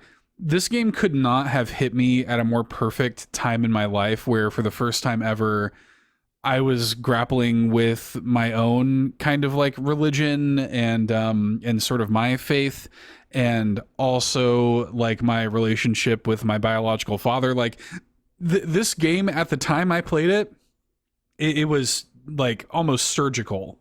I related to this game a lot. So yeah. Yeah, I didn't relate specifically to its criticism of religion and whatnot, because I've never grown up in a super religious household, but yeah, I did really relate to it from its perspective of questioning power structures, whether that be religious or political or whatever. And yeah, I truly think Final Fantasy X was the first step in me being radicalized as a person, though it would take, another probably 20 years for me to fully evolve, I guess. But yeah, without Final Fantasy X, I think I would not be the same person. I think, yeah, it hit at the perfect time, and its themes were just so poignant for me as a teenager and whatnot. I kind of take it the same way that, like, 10 years prior, like people getting into like Neon Genesis Evangelion and stuff like that. Right. Maybe not 10, but years prior. Like it has that level of, I don't know, it just feels significant. It felt so significant to me growing up. And again, I had played multiple Final Fantasy games at this point, especially like 7 in particular. And I love 7, but its themes are far more like simple and kind of more anti-corporate, specifically being that it's like a cyberpunk related game and whatnot. But yeah, I loved how personal the story felt here. And then that's without getting into the fact that, yeah, Tidus's father, Jecht, is like super emotionally abusive and all that stuff. But again, I guess we'll save that for the next break. Before we go on a break, I do want to just talk about the gameplay specific things that Final Fantasy X is going on, because yeah, if you're not aware, every Final Fantasy game is pretty damn different from previous ones. Even Final Fantasy X-2, which was the first direct sequel to a Final Fantasy game, plays very differently than 10 does. So it's worth going over what makes this game unique even among other Final Fantasy games. So from a gameplay perspective, again, the biggest thing to me is that it's no longer a TB battle system. That was the way Final Fantasy approached battles from 4 through 9, where even if you're sitting there not making moves, enemies are like, you had to wait for a meter to build up and then you can take a turn. But if you're taking too long in the menus, you're still taking damage while you're trying to figure out what you want to do, kind of thing. That was the staple in the series, again, from 4 through 9. 10 said, nope, we're going to full turn-based battle system, and you can even see like a full 10 moves ahead of you, like who is going next, and like what doing certain moves will affect, how that affects the order of turns and stuff, right? So that was such a huge deal for me. And again, the ATB battle system is super smart, and it made perfect sense for them to start using it when they started it in the Super Nintendo era.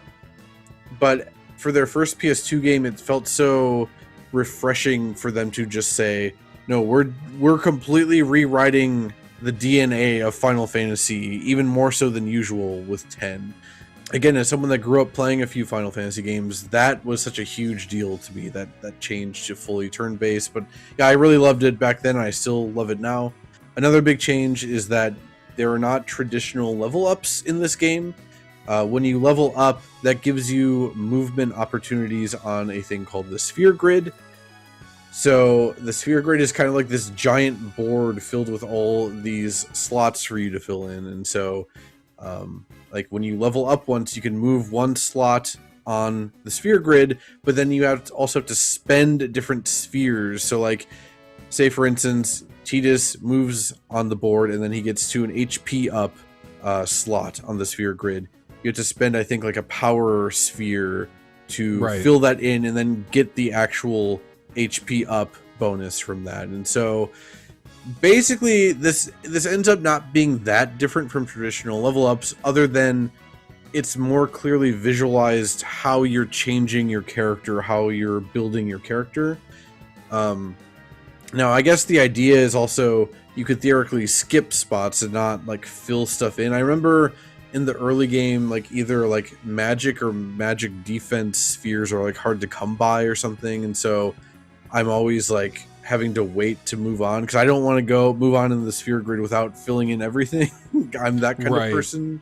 Well, yeah, especially because if you move to a spot and want to go back, you have to like spend your AP or whatever it is to go back to the spot you want to get to. So you do have to like kind of plot out and consider all of your movements on the Sphere Grid pretty carefully.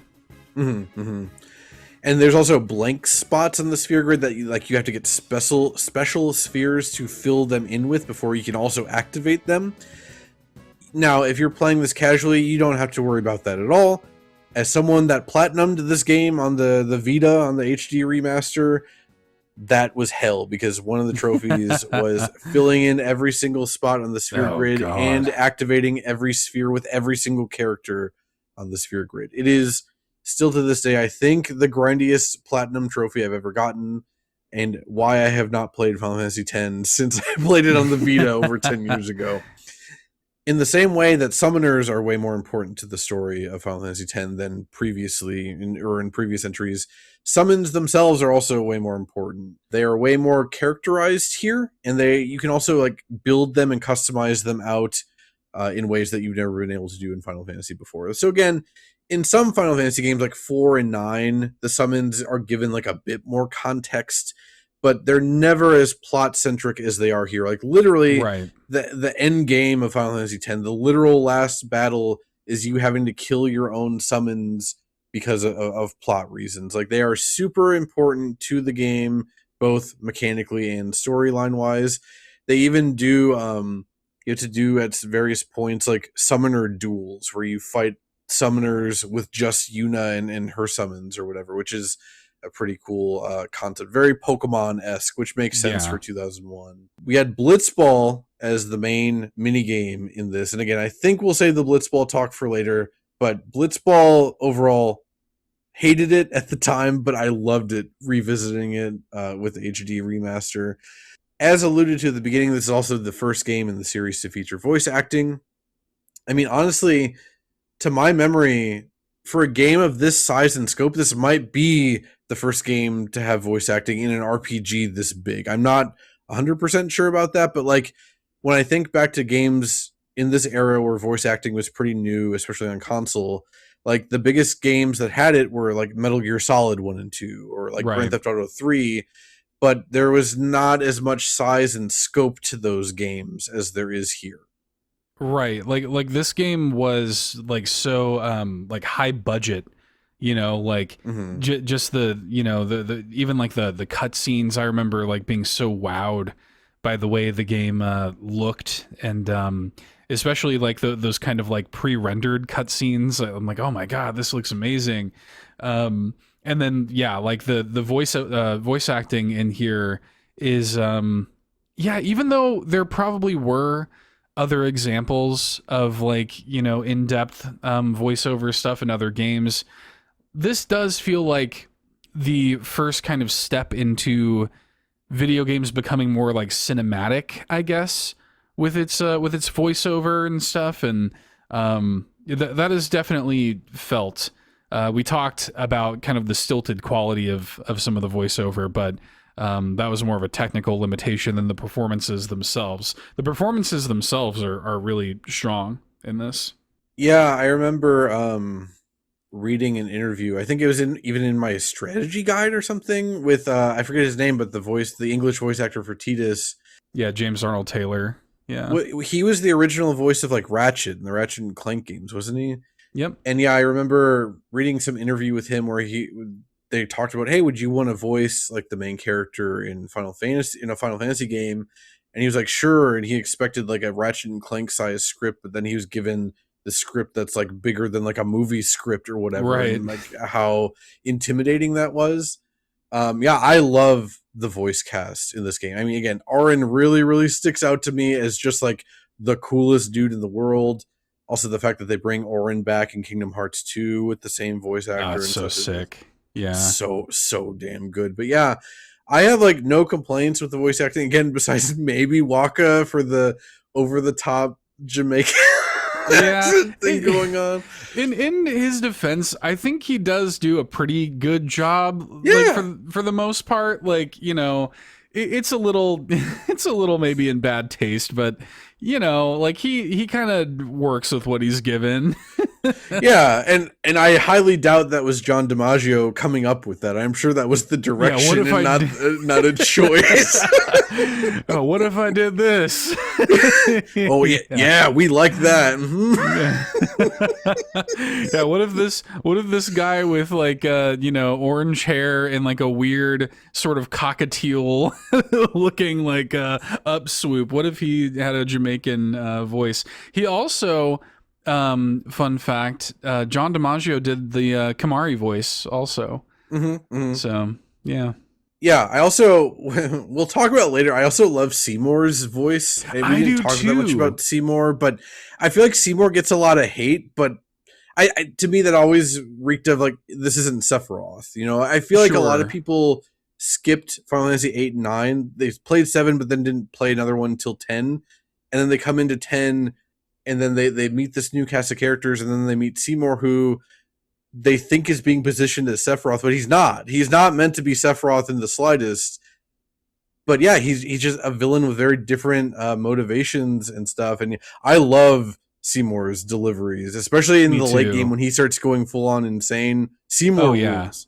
Yeah, I love that character, and I think that you kind of get it, like in a way, like you can kind of understand his motivations. Obviously, he's, being driven mad by them at the end of the game, but like you can kind of get it. You can kind of understand where he's coming from a little bit.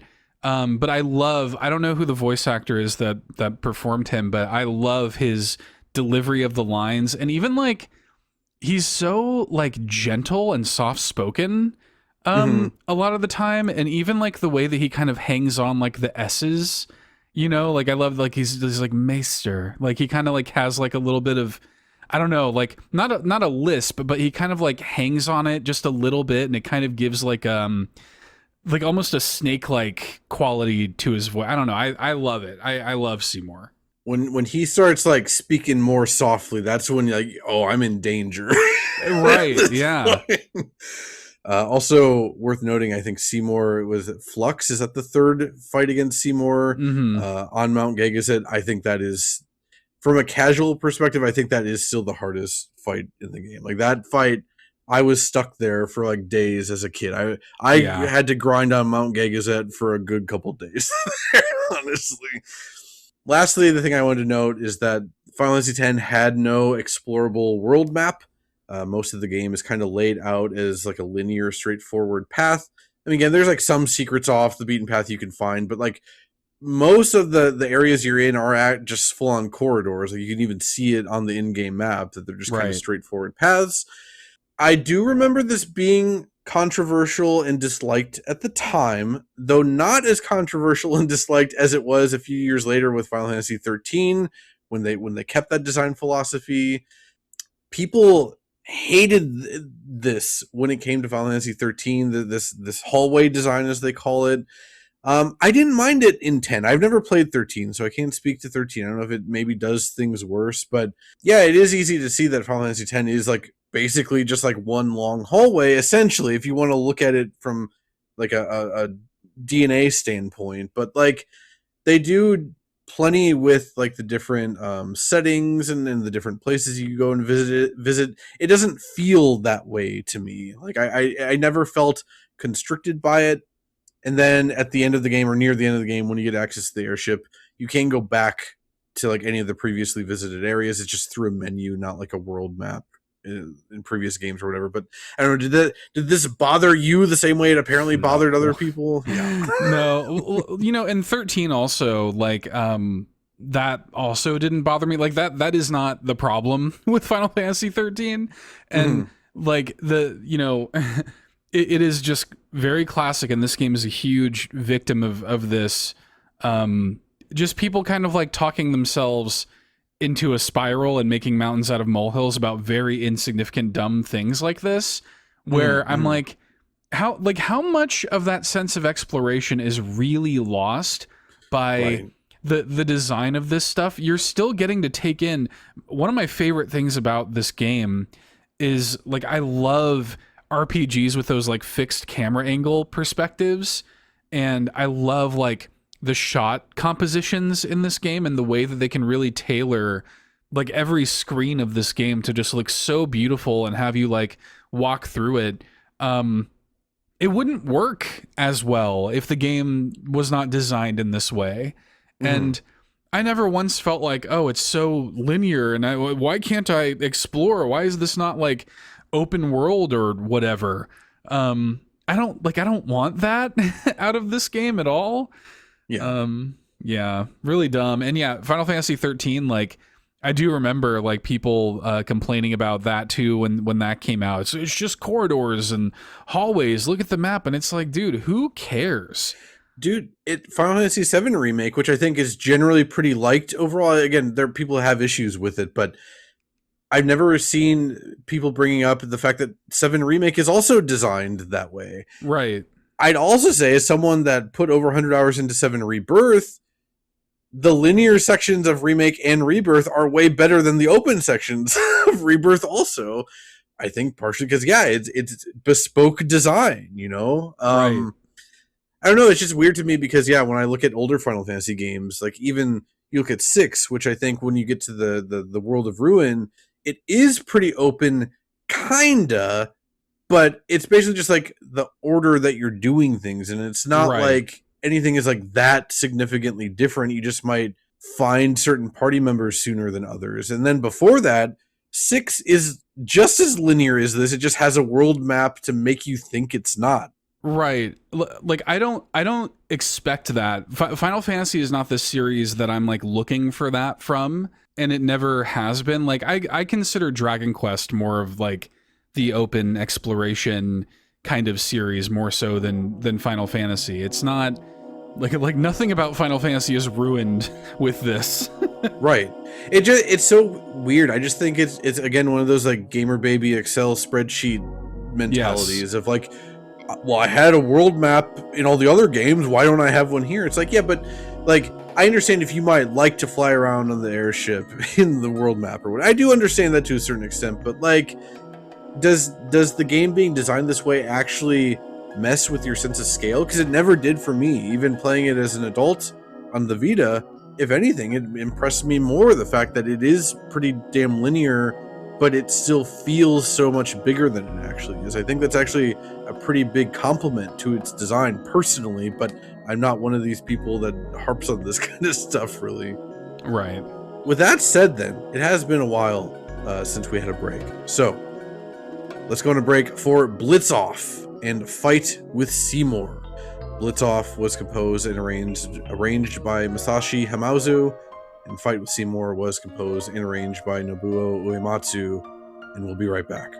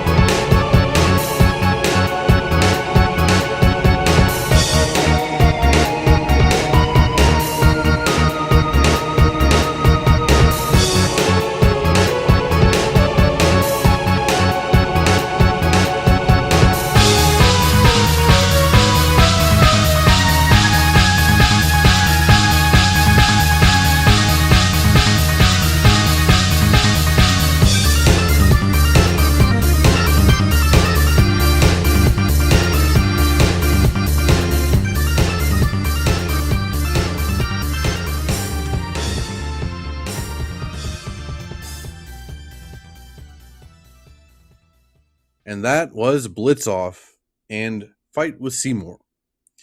For Blitz Off, so this is for a certain type of person playing Final Fantasy X. This is probably going to be the song you hear the most in the entire game. This song just gets cooler and cooler the older I get. Like, I agree. I mentioned somewhere hours ago that when I first played this game, I hated Blitzball. I didn't want to bother learning it at all. And to be fair, you don't have to. You're only forced to play it once in the main story, and they even expect you to lose anyway. Right. But I still hated it. I hated it. I mean, oh, you're going to make me play a Blitzball match. And then, like, right after that is when the story starts, like, really ramping up, you know? So it's like, it's kind of preceded by this forced Blitzball thing that feels painful because you're not used to playing it at this point. But yeah, when I bought the remaster on the Vita, I even bought my Vita specifically for Final Fantasy X. I did not own a PS3, but I was so excited at the idea of a remaster on my Vita or on Vita that I had to have it. And that was when I decided I was going to get the Platinum Trophy in it. And that required, among many other things, becoming an absolute Blitzball sicko. And that was when I realized, like, oh, this song is awesome. Like, it feels straight out of Super Monkey Ball or like F-Zero GX or something. Maybe even some Elebits in there, if I may be so bold as to reference Elebits here. But oh, sure. Yeah, I don't have too much to say about the song itself. I will note that, again, this is another one where I didn't notice this until this morning, listening with headphones in. You know, there's a lot of cool sounds in here. You know, it's got like Turn of the Millennium, like D&B vibes going on, of course, which is very cool. But I didn't notice until now that there's like these squeaky sounds all throughout. And now I don't know if this is what they were intending. I wonder if they were intending this. But yeah, Blitzball is the main sport of this world, as we've mentioned before. And this plays when you're playing Blitzball matches. But even though you're playing underwater, what the squeaky synth noises really remind me of is like basketball like players. sneakers. Like, sneakers on a basketball court. I just thought that was so cool. Like, again, obviously, that's not the sound that's happening when you're playing underwater soccer. But in terms of like evoking sports sounds and stuff, that's what listening this morning with headphones brought to mind. And I just thought that was super cool. Yeah, there's a lot of like weird little sounds in here that kind of like evoke different things. That's one of them.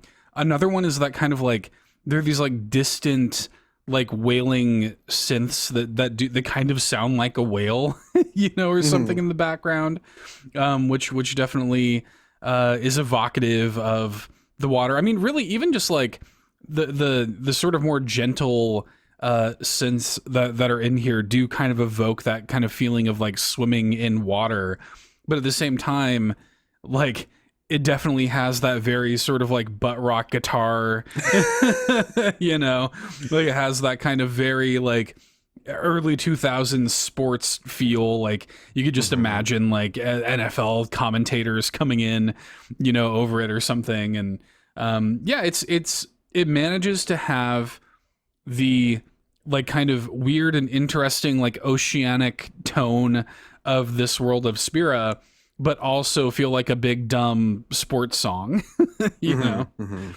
Yeah, the ESPN shout really hits for me because like again, when I noticed these like squeaky sounds, like I could literally envision like a montage of like basketball players like dribbling and like getting around other players and stuff like on ESPN to this music. You know, like I've been around a lot of basketball in my life. Like my dad, huge into basketball. Boogs, huge into basketball. So like I've seen so much basketball being played on TV before that I can see these moments in my head and visualize this music set on we top grew of up in the American Midwest in the 90s. Yeah, not just the American Midwest, but like, yeah, you were in Chicago and I was in Milwaukee. Like it was inescapable. Yeah, that was peak like Michael Jordan Bulls era. Like, yeah, basketball was everywhere. Yeah. But yeah, like I said before, this song never really stuck out to me as a kid just because I literally only played Blitzball the one required mandatory time and then never messed with it again. But then, yeah, learning that okay, I love the feeling of coming back to a game that you didn't like and going in with the intention of reevaluating it and then actually finding out that, oh no, this is awesome. I love that feeling for like a whole game in general. Yeah. But to have that feeling about this mini game in Final Fantasy X and to learn that not only do I like this, but this rules, like this is an actual fantastic mini game. That feeling is so rewarding to me. I don't know. It just makes me so glad that I decided to get the Platinum Trophy, because otherwise I would have just done the same thing. I would have just played Blitzball for the mandatory story thing and then never touched it again. Well, and I remember reading that the game's director, I think it was Yoshinori Kitase, who directed this, who was kind of like the guy at this time. And anyway, I had read that he had gotten really into the idea of having this kind of like sports thing be an important part of the game. And I think I had read that he basically like designed it himself, and nobody wanted him to like include it. But he was so passionate about it that he's like, fine, I'll do it myself, you know?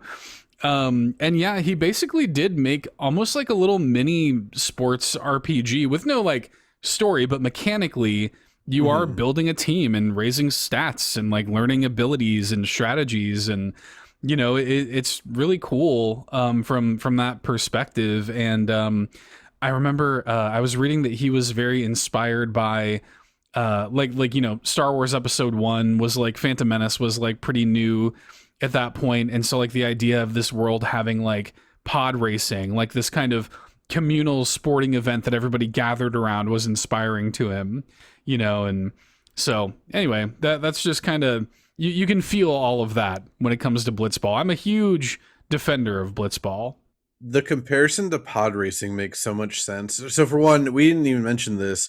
When we're saying this is underwater, not only is it underwater, it's in like a big glass dome. I mean, even in Xanarkand, when technology is more advanced, it's even just like a floating orb of water. There is no glass. Like Tidus even tackles someone out of the water sphere in the opening cutscene or whatever. Yeah, in Spira, they just fill this giant glass ball sphere in the middle of this arena with water and then let people play Blitzball. But yeah, something about like a big floating orb of water that people are playing a sport in, that is very, very, like late 90s, early 2000s sci-fi / Phantom Menace code. I never even really thought about that before, but that makes so much sense.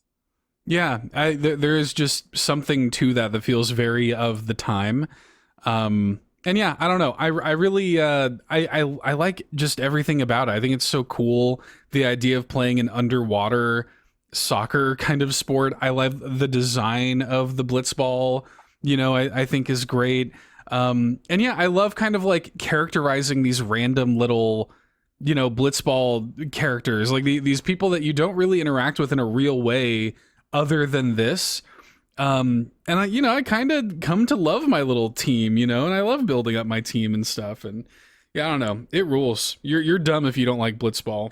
You even like have to recruit new teammates and stuff, like with like salary negotiations and stuff, like out in like the rest of the game. Like, it's so neat. Final Fantasy is like a series that kind of weirdly became known for like its in-depth mini games, and I think with like 7 Rebirth it even kind of came back to bite it a little bit. But the main minigame in Rebirth, Queen's Blood, is fantastic. Like, you could just have a whole game of Queen's Blood. Like, I'm telling you, at the peak of me playing 10 on Vita, I would have just played a Blitzball game. Give me like a $30 Blitzball game. Totally.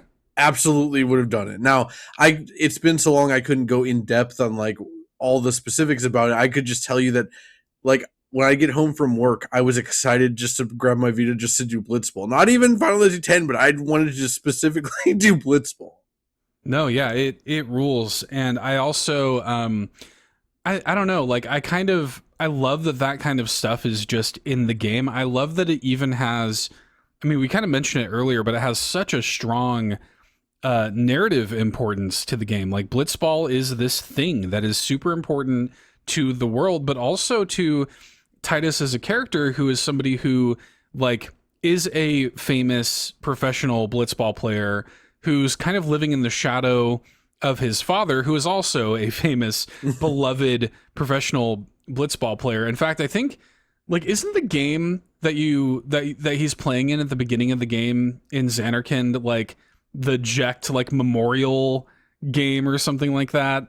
Yeah, because that like announcer is even talking about when I was 10 years old, I was running away from home, and then the news broke when I was in a cafe. There's like a big old billboard of him and stuff. Yeah, yeah, and so it carries like a certain weight to it, like the fact that he's kind of like always living in the shadow of his father and those like expectations and stuff, and he almost can't quite get away from his father in that way. Mm-hmm. And he's probably more like him than he cares to admit, and it's almost like this constant thing that's like a part of him. So yeah, it's so cool. Like, it's such a big important piece of this game for me. Yeah, and as much as I like Queen's Blood, again, in 7 Rebirth, it's not integrated into the plot in this way. I mean, it makes sense. It's something that was new for this second entry in a remake series, as opposed to something that was integrated in at the ground level of 10. But I'm telling you, man, Blitzball is one of the best mini games of all time. And yeah, if you've played 10 but never given Blitzball a fair shake, you genuinely should try it. Like, with more seasoned gamer eyes now, 25 years later, it might be the time for you to become a sicko just like us. Get Brother. Brother is my favorite. He's like Sid's son, and he has like a a goofy like blonde mohawk and stuff. And Brother is a beast. Brother was that was my boy. It's funny because I definitely had a guide that I was working off of to do all the Blitzball stuff I needed to do, and from what I remember, Brother is like one of the highest rated players in the game. Also, unrelated kinda, but the Albed, they just dress like morons. I hate the way they dress. Yeah, they look stupid. They look kind of like rockabilly kind of vibes, but it's supposed to be like cool and techno punk. I don't know. It's not a good look. For Fight with Seymour, then, this was like my one demand for the episode that Seth also wasn't demanding. Like, this is my I had to put my foot down and be like, we're putting Fight with Seymour in here. Look, I just figured if we're covering a Final Fantasy game, we have to put in the most Nobuo Uematsu ass song on this entire soundtrack in this episode. Uematsu, if you're not aware, loves prog rock, specifically for battle themes and boss battle themes. With 10, again, he was sharing composition with 2 other people. It just kind of felt like they asked him to tone it down. Like, hey man, can you tone the prog rock down a little bit? And he said, okay, but I got to get one in for my boy because this is crazy. This song is like it almost feels like a parody of prog rock songs, honestly. But that's why I love it so much. I love when the synth is like, it gives way a bit to the organ around 143. I just love organs. I love organs in boss battle themes, but not in like orchestral ways, in prog rock ways. And then don't even get me started at like 223 when it just turns into a Doors song, for like 15 seconds. It's like, come on, baby, light my Firaga. Wow, that's good. You should be proud of that. I liked that. That was pretty good. Yeah, dude, like, this song is so. I remember that final fight with Seymour. What is it called? Like, Omnis, Seymour, I think. Yeah, Seymour Omnis or Omnis or whatever. So I have a lot I want to say about this fight. The build-up in the fight, confronting him, and kind of like the descent into madness that you're kind of witnessing with Seymour. Like, this song definitely has a little bit of that like dancing mad energy to it, and even just, again, like the voice actor's performance of Seymour in this moment, like, I think it's become kind of a famous line at this point where he's like, by all means, try, like it's so good. And it just builds in perfectly with like the start of that battle and like the way that everything builds up. It feels epic, and it also just feels unhinged. It's so percussion forward. It's insane. Now, my main memory with this moment in the game is that I was playing this game for the first time with my friend Justin, and who I've brought up many times in the show. He's my best friend when I was a kid, and we played all these games together. When we got to this moment, we were fighting Seymour. His PS2 was on the ground, and it was like, plugged into the wall or whatever. Mm-hmm. And there was a save spot, like right in front of that boss fight. And we went to save the game before the boss fight, and his sister ran into the room to like tell us something and tripped over the power cord right in the middle of us saving, and it corrupted the save. Oh, gee, you literally were at the end of the game. We were literally, we were literally at the end of the game, and we had to restart all over. We were furious. Absolutely furious, and I never really forgave her. Her name's Chelsea. Chelsea, I'm still pissed at you for doing that to us. But that's what I feel like everybody has, like that kind of, your game save got erased story. Mm-hmm, Final Fantasy X is my game got erased story. That's a pretty tragic one. Again, you're literally at the second to last boss of the game. Not just that, but yeah, Final Fantasy X pretty long. I mean, yeah, it's not like 120 hours like Xenoblade long, but it's at least like 40 hours if bare minimum. We right? were like so invested in it too. Like, yeah. And then also, yeah, well, you also have to remember there wasn't YouTube back then. You couldn't just be like, well, right, let's just go watch the ending. Like, nope. Like, you're either going to read about it on GameFAQs or you're starting over. Well, yeah, and it was also before I had a PS2 of my own. And it would wind up, I think I've talked about this on the show before. My stepdad wound up getting a PS2 from a buddy of his in the military who was PCSing, but it was after this had already happened. So I was pretty familiar with the game already, but when he got his PS2 and it had Final Fantasy X with it, I got to kind of play it on my own time. Mm-hmm. And experience the game kind of for myself, and also finally get to take on the final boss and like complete the game by myself, which I really enjoyed. But yeah, I'll never forget that. I can still remember like the feeling of like her opening the door, and she was running in, I think, to tell us that dinner was ready or something like that. And yeah, she just whooshes open the door and just yanks the power cord out of the wall. And yeah, it was truly upsetting. We were furious. Dinner has never been the same since. Oh, it was a quiet dinner. It was it was a dinner filled with seething hatred. The reason I've never beaten Final Fantasy 8 and 9, I've owned both those games in various forms over the years. But yeah, I lost my data for both of those on the PS1 originals. I just never felt like going back to them. I was nowhere near as far into those. I was not even in the second disc, I think, of either of those games, let alone at the end of them, the literal end of them.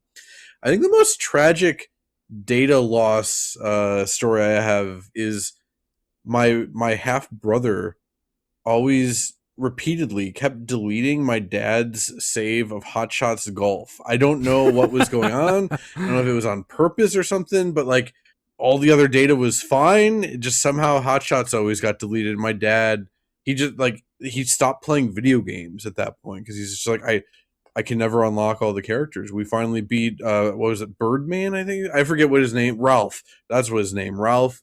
I called him Birdman because when he would get a birdie, a bird would come out of his hat and he would kiss the bird. Oh, That's why I called him Birdman. Yeah. But my dad had to unlock that dude like 7 times, but then my brother would delete it every time. He just gave up. So, and hey, at least you kept going. You came back to Final Fantasy X. You finished the fight, even if it took a while. It took a little while. I think it must have been like at least a year after that I finally got to play it for myself and have that vindication. Yeah, no, but it is. It's a great sort of like, epic final fight, villain song, and yeah, it is basically like a uematsuing everywhere. Yeah.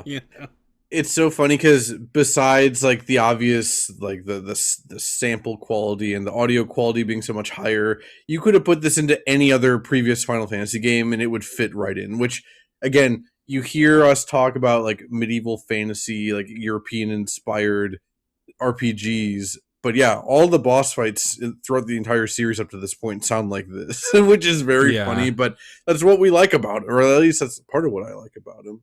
Did you have any other notes then for either of these songs?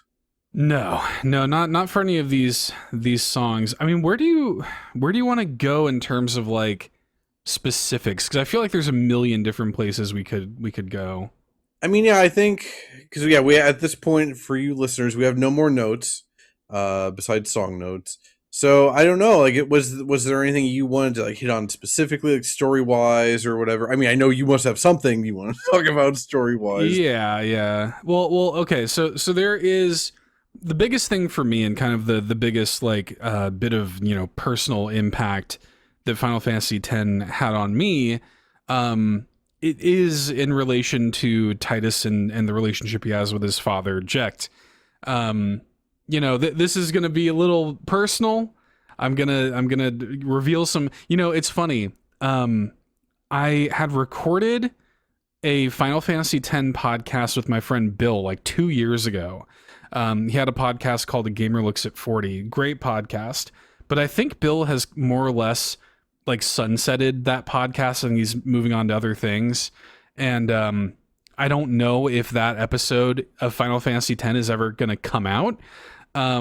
So I don't know that I've ever like really gotten into this on any other podcast before then. So I guess this is something that I've never really gotten super into, but I'll get into it here.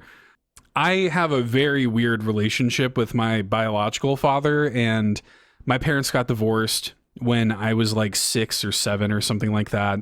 And basically what happened was my mom stayed in Louisiana and my biological father went back up to Chicago. My old man went back up to Chicago. And basically my sister and I, like, our time was split between Chicago and Louisiana until when I was a teenager. I think I must have been 13 or 14 or something. My dad and I had a huge falling out. That summer, I started like growing my hair out. I was kind of like becoming rebellious teenager. I'm riding a skateboard. I'm playing guitar. And yeah, I started growing my hair out a little bit. And not even like crazy long, just like shoulder length probably by the time I went up there, and he hadn't seen me in a while. And it sent him into like a spiral. Like he was a very like strict disciplinarian dad. He was a very like it's funny because he, looking back on it now, he very clearly had OCD of his own, which I now have.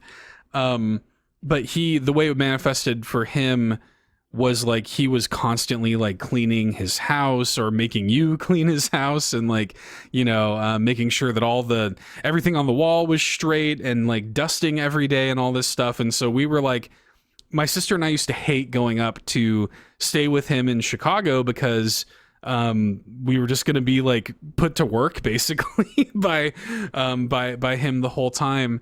And we would try to opt to stay with our grandparents any chance that we could, so that we could actually like be kids over the summer.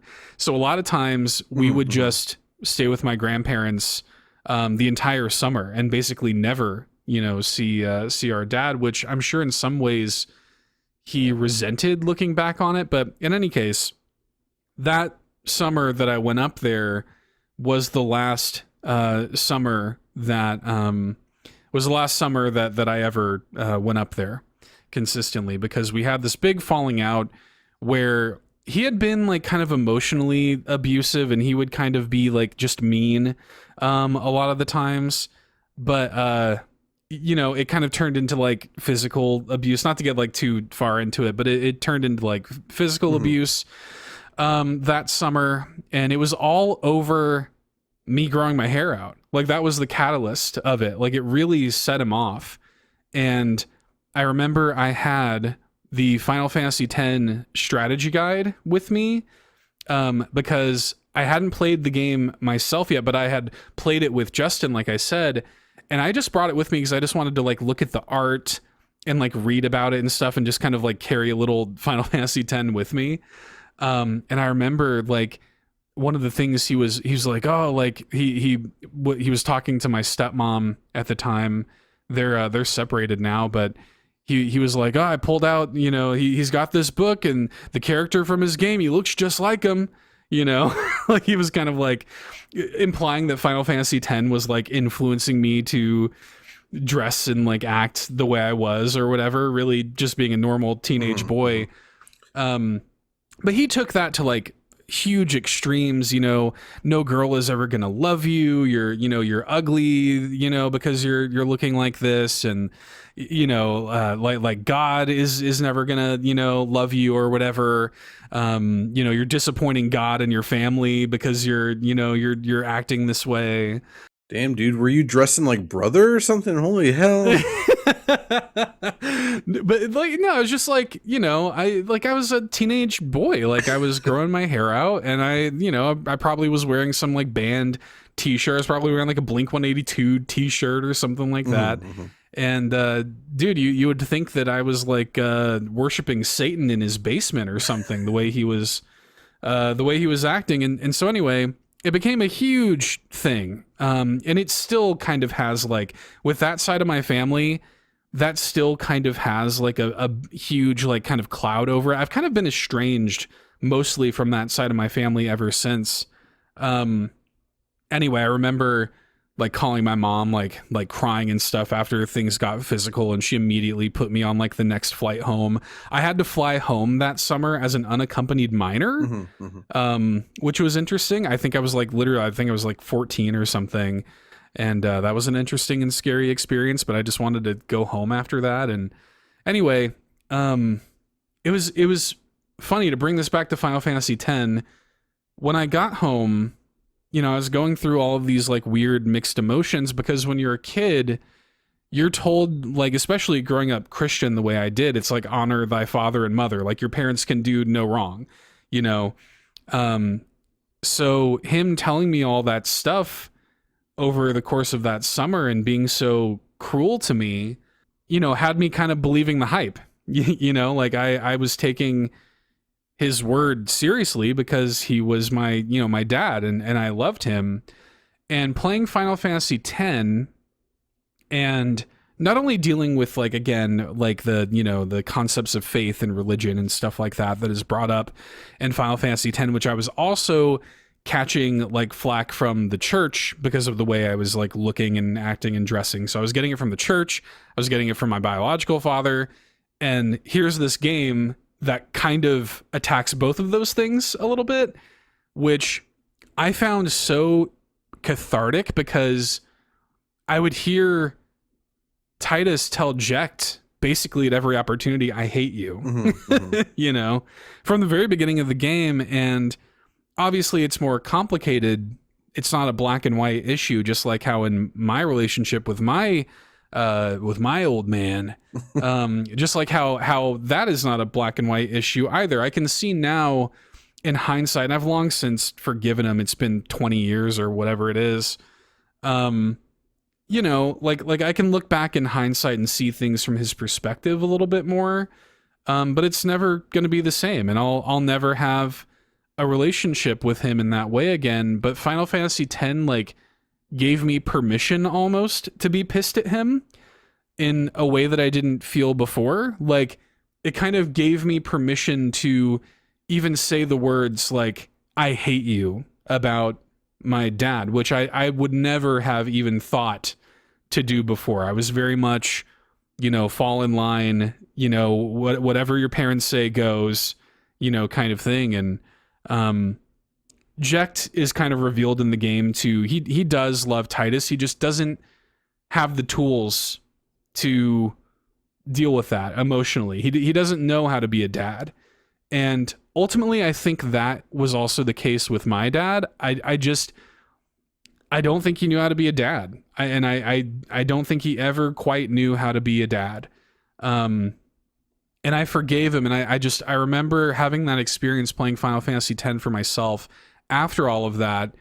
And, oh God, sorry. At the end of the game, there's that kind of, cutscene when Titus is kind of accepting his role in all this, knowing that, knowing that he's from like a dream, Xanarkand and stuff, and that he is kind of like unsent in his own way, and that he's going to have to like disappear from Yuna's life.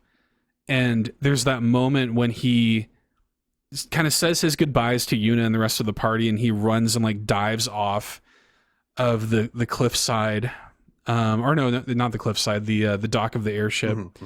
And he sees like Jecht, and he does just this real simple, almost like a tag in, like a Blitzball tag in or something like that. And it's just this really beautiful non-verbal way of saying like, I don't necessarily forgive you, but I in some way like understand you.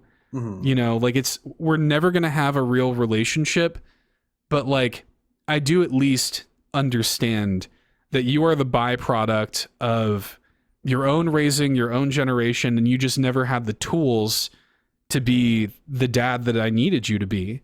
And so yeah, Final Fantasy X just it's one of the most meaningful games I've ever played, just because again, like all of those things hit at exactly the time when I needed them to. And all of the most impactful games that have made like just permanent marks in my life have been like that, where it's just like, man, when a game can just speak to you and tell you exactly what you need to hear right when you need to hear it, there's nothing better than that. So yeah, that's my big Final Fantasy X story. Sure. You always belt these out when we got the Final Fantasy episodes going on. Yeah. It's a weirdly important series to me in a way. Yeah. Well, no, thank you for sharing that publicly. You've told me this before, but yeah. Just the fact that you trust the show and the audience and whatnot enough to tell that story, I think in and of itself is beautiful. Yeah, also sorry you had to go through that. That's like I have my own like issues with my dad stuff that do relate, funny enough, to Final Fantasy X and the things that go on with Tidus and Jecht, and specifically it's in one of the flashback sequences with young Tidus talking to his dad. And Tidus is saying like, hey, they're saying you're no good and you're not good at Blitzball. You don't show up to practices because you drink. Like you're drunk, basically. And then he's like, well, I could stop drinking whenever I want. I'm Jecht. And then Tidus is like, so why don't you stop right now? And then Jecht's like, what? Like, and then Tidus says, yeah, stop right now then if you can. And he just gives like a chuckle and he goes, why do today what you can leave for tomorrow? Which is, a very, for one, it is a funny line. I mean, removed from context, it is a funny thing, but also saying that to your kid about your drinking habits is very, very upsetting. And yeah, I never experienced any kind of physical abuse from my dad, but it's more so like, like what you're saying. My dad he didn't know how to be a dad, which even back then I understood, like he didn't have a dad, period. Yeah. But yeah, he was also into various substances that we won't get into. But I remember when I was like 10, 11, 12, something like that, like straight up asking him to not do it. And I got like a similar response. Like, yeah, well, maybe one day.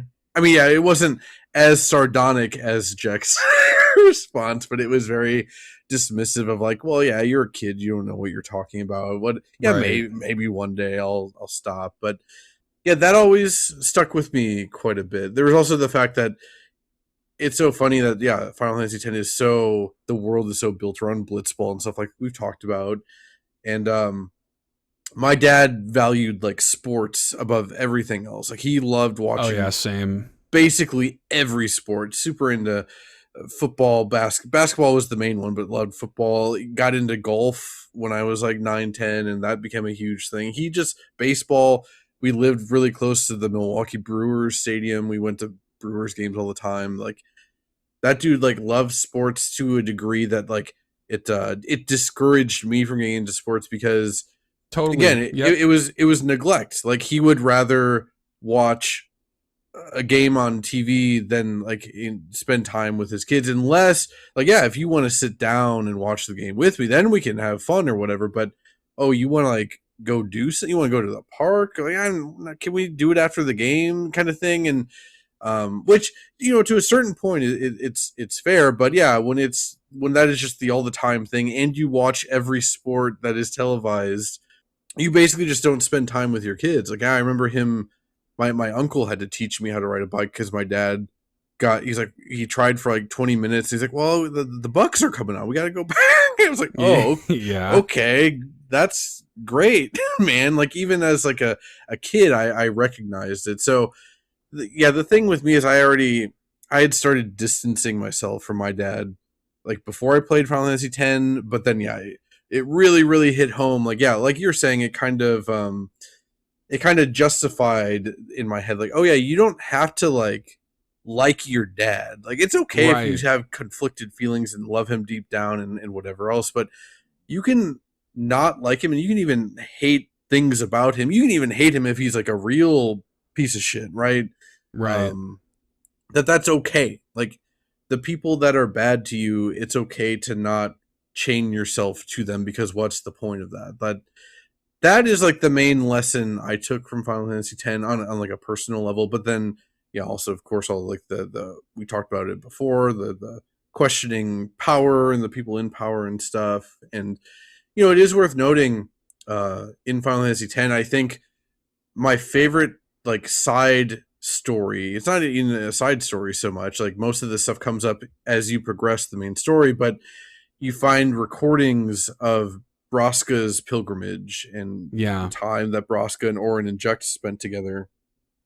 And because we didn't talk about it at all, but Tidus's dad Jecht is famous in Xanarkand. He's also famous in Spira by the time Tidus gets here, because not only was he a guardian on Braska's quest, but he became a better person. Like he kind of became the person that he should have been when he was in Xanarkand raising his son, right? Like Jecht is a kind and gentle man. Right. Yeah. Like Yuna talks about like, why would you call Jecht like a bad person or whatever? Like he was my father's friend and he helped destroy sin. But you I think maybe my favorite like flashback scene besides like finding out Auron's true story is finding out that Jecht was drunk when they found the shoe puffs for the first time, and he attacked a shoe puff because he thought it was a fiend, but it was just a shoe puff is like an elephant that they use to get over a river in this world. Like it's just a giant elephant basically that goes over a river, and that Jecht attacked it, and that Braska had to pay the shoe puff handler off and apologize and blah blah blah, and the shoe puff was okay. In fact, I think you're even writing that shoe puff later in the game or whatever, but Auron says, Jecht, he never drank a drop after that. Like that was his wake up call kind of thing. And I remember getting to that part of the game, and like that really hit me, but in like a sad way, right? Because it's like, damn, man, like Jecht can figure this out. Why can't my dumb dad? Why can't there be? Why can't he attack a shoe puff and figure it out? Yeah, it's funny. Like it, I don't know, like getting to see like those perspectives on people, and getting to see what is it like the Jecht spheres or whatever, like getting to see those kind of like memories and perspectives, and even like realizing that these people grow as people too, that they are just people. Because I think when you're a kid, you hold your parents on such a pedestal. You know, everything they tell you is what your perspective of the world is. You know, you only know the things that they teach you. And it's just it's interesting when you consider that, like, yeah, man, like, he had a kid when he was real young, didn't know what to do, emotionally is unequipped, you know, to be a father, and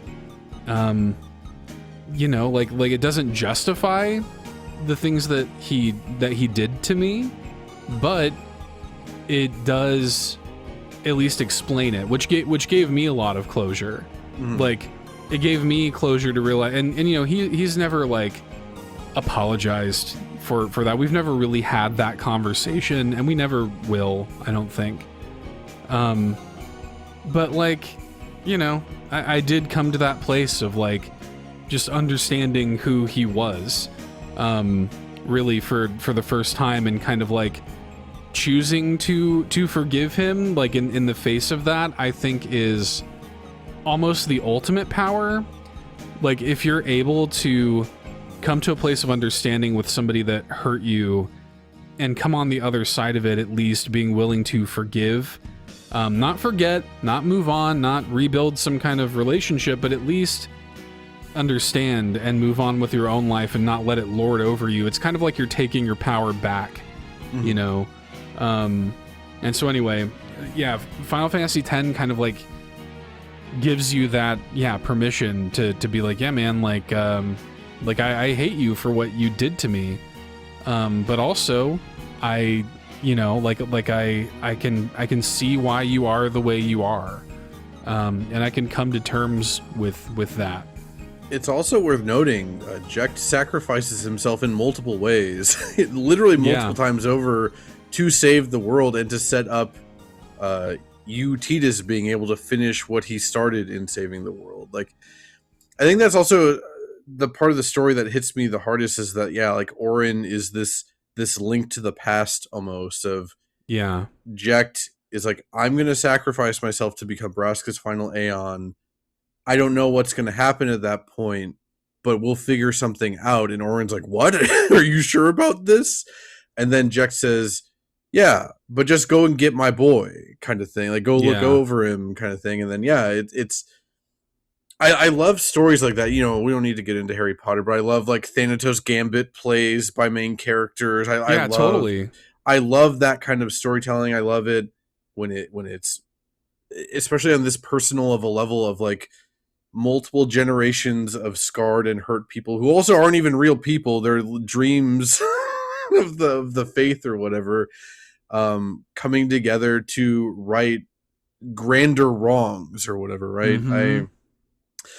It is very, very beautiful stuff, and I'm actually surprised, you know, maybe in the editing phase, maybe I'll think differently. I'm pretty surprised how not all over the place we are with this. I think we're actually not, we're actually staying on message and stuff with this one, which is truly impressive to me with how big in scope this game is. Now, of course, there's a billion things going on in this game. Again, it's like a 50-hour RPG or whatever, and we could talk for days about everything, but I'm actually pretty proud of it. Feels like this 50th episode of Bit Harmony, it feels like the culmination of us doing this show in a weird way. Of we talked about our own daddy issues while not losing sight of Tidus's daddy issues. Yeah, no, for sure. Yeah, it game means a lot to me, and I think that it provided me with a lot of perspective at a time when I needed that perspective. Yeah. And it's so funny that you bring up the Harry Potter thing. I stopped myself short of saying Auron is like the Sirius Black of this game. That basically is kind of what's going on here. But anyway, it's I love this game. I love the game's story. I love the characters, and means a lot to me. I'm glad we finally got to do this. Yeah, though I'm not glad, because having this talk makes me want to sit down and play the game again that I've been avoiding replaying for over a decade at this point. I'll have to do it soon. it's too special of a game. And also, yeah, playing Clair Obscur last year, that also really made me want to replay Final Fantasy X at some point. And holds up, dude. Genuinely, like, watching the cutscenes, like, obviously it's aged visually and whatever, and we've talked about the technical difficulties of the English dub and whatever, but considering all that, it has aged beautifully. And also, we didn't really sit down and talk about like how good the battles are. Them getting rid of ATB allowed them to like do a lot of unique things in the battles that they've never done before. Like, despite the fact that the battles are inherently less dynamic for like, because you're not under a time limit anymore, they're so much more dynamic in terms of like there's actual set pieces going on in these turn-based battles. Like, you have to swap out to all your different characters. Like, oh, I gotta have Waka come in so he can like move these giant wheels behind Seymour around and get the elements lined up, so I can bring Lulu in and start blasting Firagas and stuff. And yeah, like we didn't even really talk about that much about gameplay specifics. But yeah, if this was more of like a straightforward Games Club podcast, I'd love to talk about some of like just how damn cool some of these boss battles and stuff they have here are. I think it's up until 7 Remake and Rebirth, I think it was the most dynamic battle system that Square ever pulled off with Final Fantasy. But I guess we could save that for some other time. Are we ready then to go on the final break of the episode? One last thing before we go on the final break. This, we don't need to spend a lot of time on this. I just want to say that I want to have this recorded. I'm so sick of I know what this is gonna be. You know what I'm gonna say. Yeah. The way people disparage the laughing scene in Final Fantasy X over the years, the way that this has become like a thing in like gamer discourse by people who, by the way, largely have never played the game themselves. They just heard that this is the thing to make fun of in the game. Completely ignorant to the fact that within the context of the game, it's actually a heartbreaking and beautiful scene where Titus and Yuna are kind of like coming together and almost like, hey, I know everything around us sucks. Don't you want to scream? And it's like, don't you want to like, you know, Yuna talks to Titus about how she like has learned to put on a fake smile for people because she kind of has to, like, she's the summoner. Like she doesn't want people to look at her and not have a sense of hope or whatever. And so that forced laugh that everybody makes fun of out of context is meant to be a forced laugh because Yuna's saying like, yeah, try laughing. And Titus is ha ha ha, you know, like that isn't, it's completely intentional. Yeah. You and idiots. then it turns into real laughter when they realize how goofy it all is. Like, it is like the bare minimum. It's the bottom of the barrel, like media literacy that we're asking of you here. And you can't even manage that. Yeah. It's always driven me crazy. Like, dude, there have been like shirts made of it and stuff. Like, it has always driven me insane. And I'm like, that to me is the biggest self-report that you either have not played the game or you are too stupid to understand. Like, very obvious. It's not subtext. Like, it's text. Like, right. It is straight up said what it is. Yeah. Yeah. I'm not like reading into this scene and extrapolating something that doesn't exist. That's what's happening in the game. It makes me so mad. It's even more heartbreaking because we didn't talk about this. Tidus doesn't know until like the midpoint of the game that Yuna has to die at the end when she summons the final Aeon. And so he still doesn't know that at this point. So even when Yuna is demonstrating how to put on a happy face and fake a laugh or whatever, she is literally doing that for his sake as well. Like, not telling him this. It's very... There's so much going on. This is also right after Tidus learns that Jekt is sin, which isn't fully explained yet. So, like, they're both keeping things from each other, despite the fact that they're falling in love with each other also, and they probably want to tell each other these things and more things. But, yeah, it's like, dude, have you ever experienced emotions in your life? Well, yeah. Well, and not only that, but all of that you just described makes that, you know, that moment in Macalania Lake, like it makes it so much more powerful when you realize all of those things. And he's trying to like almost convince her, like, you know, like, not like you don't have to do this, you know, you don't have to go through with this. We can, you know, run away and go to Xanarkand and this, that, and the other. And she even considers it for a second.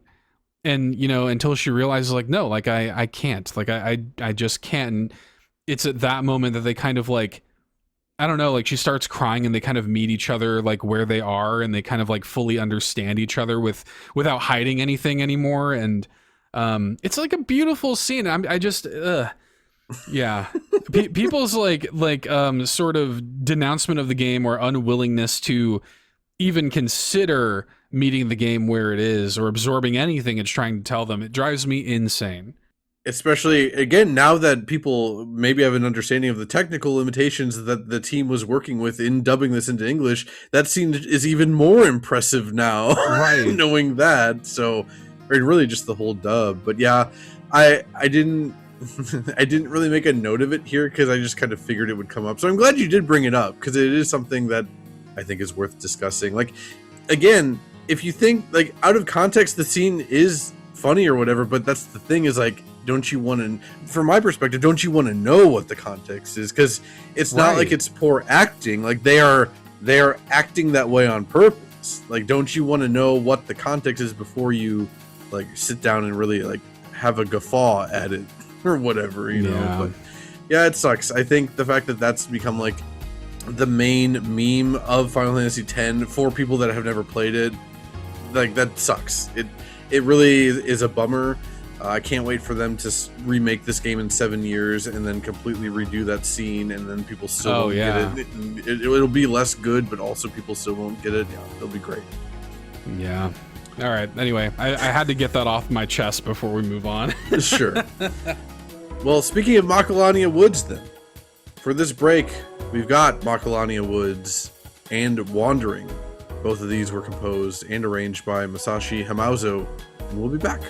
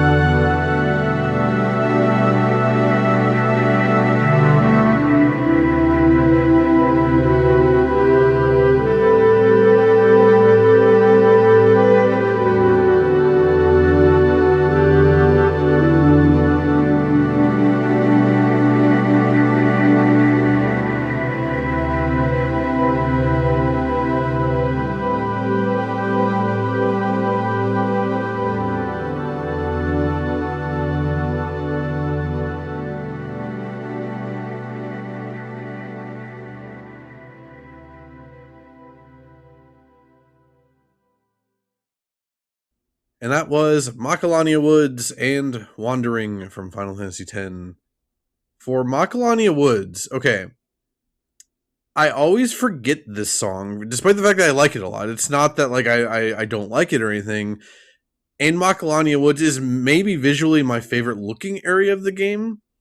But for whatever reason, whenever I replay or whenever I have replayed Final Fantasy X, I always get really stressed out here because I don't like the Manticore enemies. Like they always like freak me out in terms of like I'm like, I don't want to fight these. I feel like I'm going to die. And also I don't like chasing the butterflies around the tree branches with the time limit or whatever. Yeah. I hate that. Yeah. But yeah, I love this song, but it just, for those reasons, it never stuck with me the way other songs on the soundtrack do. But yeah, listening to it on its own in 2026, again, they cooked with this one. Yeah, it's just like, I don't know, it's just nice. Like it's very gentle and ethereal, twinkly like bells and piano and stuff. But one thing that I really like about this one is you have that kind of like repeating synth note that is persistent. It kind of like grounds the song against all of the other kind of like textures that are introduced in it, which I really like. Like the song actually is kind of subtly doing a lot. Mm-hmm. And I like that you have that grounding, like repeating note underneath it all. Yeah, I don't know. I really like it. I don't have a lot of notes on it, but I really like this song. I agree. I think this is my favorite area in the game visually too. Yeah, it's a really memorable part of the game for me.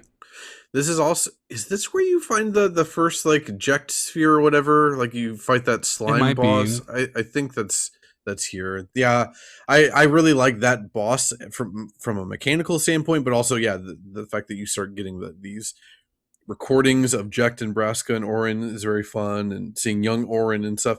Also, I meant to bring this up earlier. Like Orin is portrayed as like the grizzled old man of the group, but he's like 32. He's like younger than we are now. Yeah, but he's got like gray. I mean, hell, I have gray hair, so I guess that's not saying much. But he, yeah, I think like because his whole deal is that like he died and became unsent when he was like pretty young. I think. Like it was literally after Braska and Jecht died. He went back to Lady Unalesca and was yelling at her and like, what is the point of all this? And she killed him, or she mortally wounded him. And then he started like trying to get back to civilization. And that's when he runs into Kamari on Mount Gegazet and he asks him to protect Yuna for him. That's right. That's what it all is. Yeah, but I think I remember it. Yeah, it's at some point they mentioned that he was like in his mid 20s or something like that. But it's interesting is most people who are unsent like that, they again either become fiends or they're kind of like almost locked, you know, to like that age or whatever. And it seems like maybe Orin like continued to age anyways or something. I assume probably just so that moment is not spoiled or something. So anyway, he's just cool character, cool little bit of cool little bit of Orin context. Yeah, I don't even remember how we got on that, but yeah. Any opportunity to talk about Orin, I'm looking forward. Eventually, we'll do a Kingdom Hearts 2 episode, and we'll get some more Orin content going on there. For Macalania, the last note I had is just I just love. You brought up the piano keys before, but it's very like noodling, but on piano keys. Like we always talk about noodling on a guitar. This song is all about noodling on a piano, and that sounds a lot grosser saying noodling on a piano guitar. But I just love that stuff. I love just like where it feels like improvisational kind of piano, like just like some piano texture coming in. I think is really fun. For Wandering, I don't have too many notes on this one, especially about it as an actual song. It's just like a sad, melancholy, new agey world music song with the saxophone going on. But I want to shout this one out because I think after Besaid, this actually is my favorite song in the game. For one, I love that it's always like they keep it in the reserves until a real heavy story moment happens. Like when Sin kills thousands of people, then they're busting out wandering, you know? So it has that going for it. I associate like some of the heaviest moments and important story moments in Final Fantasy X with this song.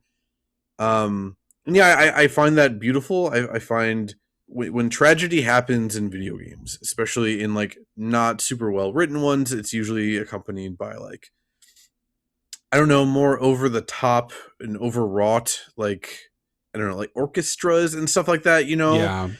But to me, Wandering, even the name of the song, Wandering, is so much more evocative of like what actual tragedy, especially personal tragedy, feels like.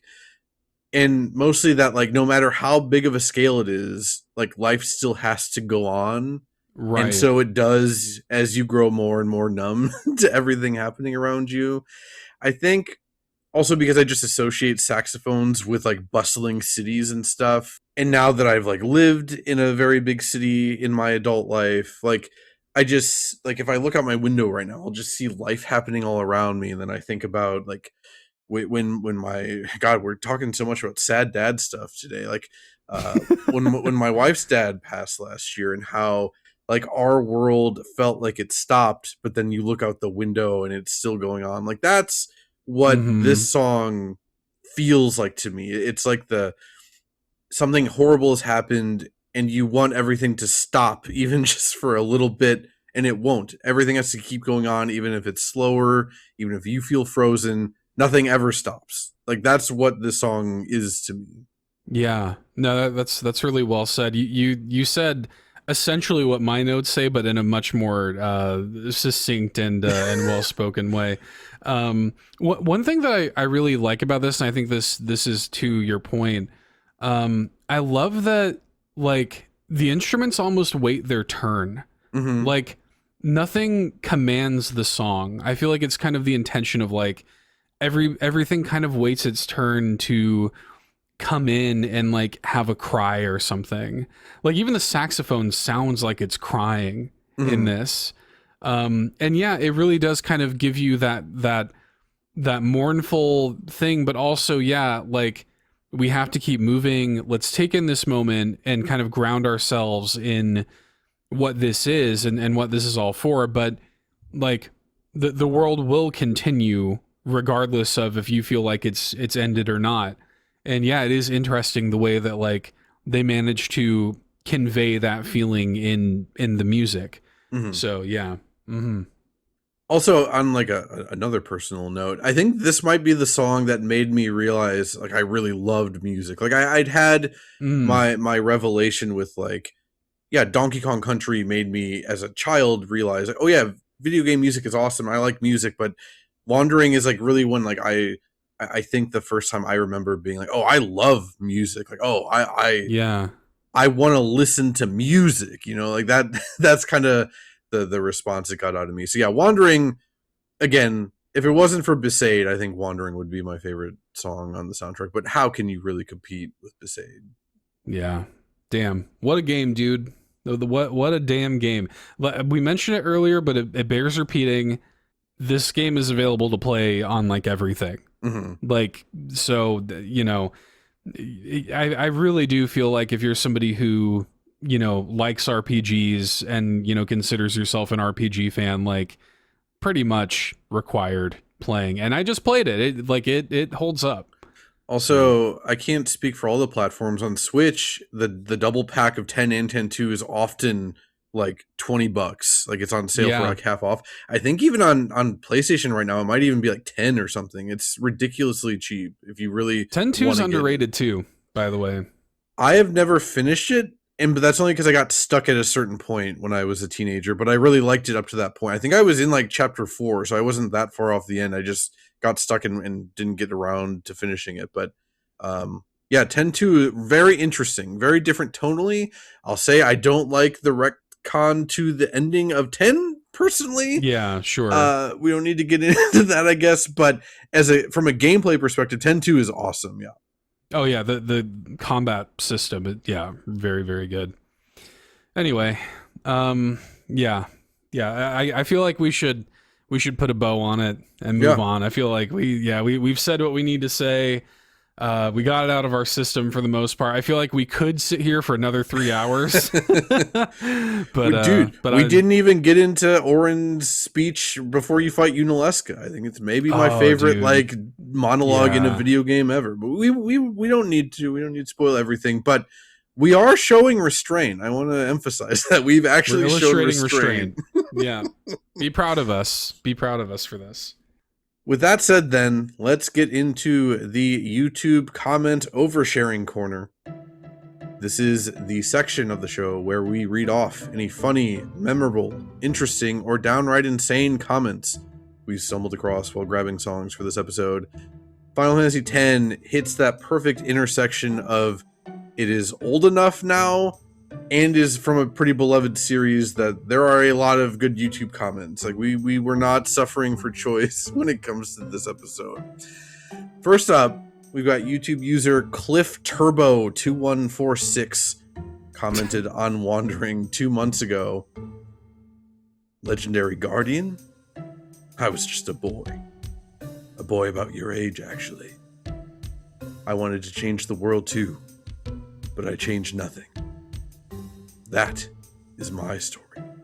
And that is just a line from Oren when he's explaining that his hesitation when he was looking at Xanarkand, and again, having the same feelings of Tidus and everyone of like, are we actually doing the right thing? Should we be going here? And then Waka's like, wow, even legendary guardians falter at times. And Oren's like, listen, you little racist doofus. But yeah, I only had that in here because, for one, I love Oren. We talked about that extensively, but also, yeah, the lines in this game are so quotable and so memorable. I had to have at least one of these in here, and this was like a short and sweet one. It wasn't a whole monologue. Yeah, no, that's a great moment. Oren's just like always dropping pearls. He's one of those characters that doesn't talk that much, but when he does, he's always, and he's just so cool. Like, you just hang on every word. He's literally, when he does talk, he is literally upending your entire worldview at that point. Yeah.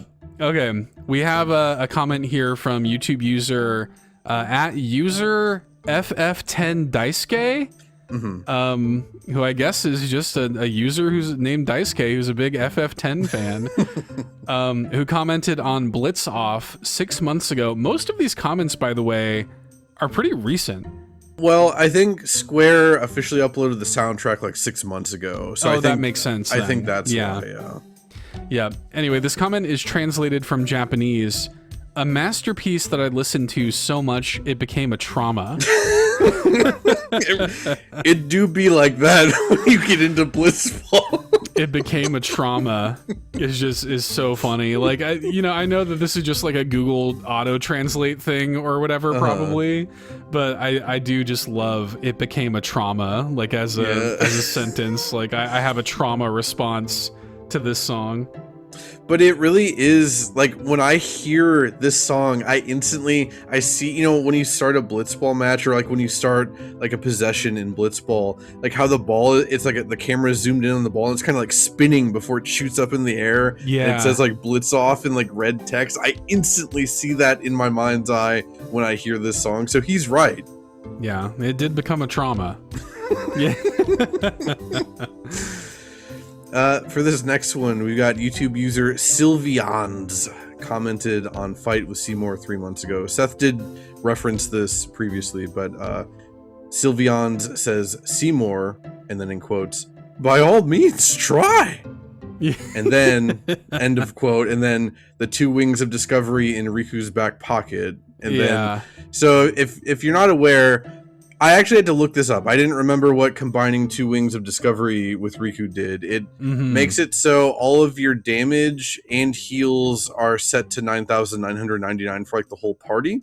Right. Which is cool, but also like that's actually a pretty tame way of killing Seymour. Like if you want, like you can just completely literally break the damage limit of this game and do like 30,000 damage per hit, even against like the second to last boss of the game. So I do understand, the Wings of Discovery is probably like a more, you don't need to do like 40 hours of grinding to reach that point Right. to do this, but it's a pretty cute thing. Also references back to the fact that Riku is broken if you want her to be. Oh yeah, absolutely, yeah, and that I love that. Again, just the delivery of that line too. Dude, he sounds insane. Like that again, that's why I love Seymour's voice actor so much. Like he genuinely sounds like he's gone full off the deep end at that point. Mm-hmm. Yeah, he sounds like fully lost. Yeah. Mm-hmm. No, yeah, it's great. Okay, we have a comment here from YouTube user. This is in, I'm assuming, Japanese. Yeah. Mm-hmm. MOZC commented on Besaid 7 months ago. It's everyone's hometown now. Listening to it makes me feel at ease. And they have one of those little, are those called like kamojis or something like that? Cow emojis or something like that. Yeah. Yeah. Where it's like the one where it has like that little, almost like ooh face or something. Like it just looks very contented with like a cute little like upside down like 3, sort of thing. It's very cute.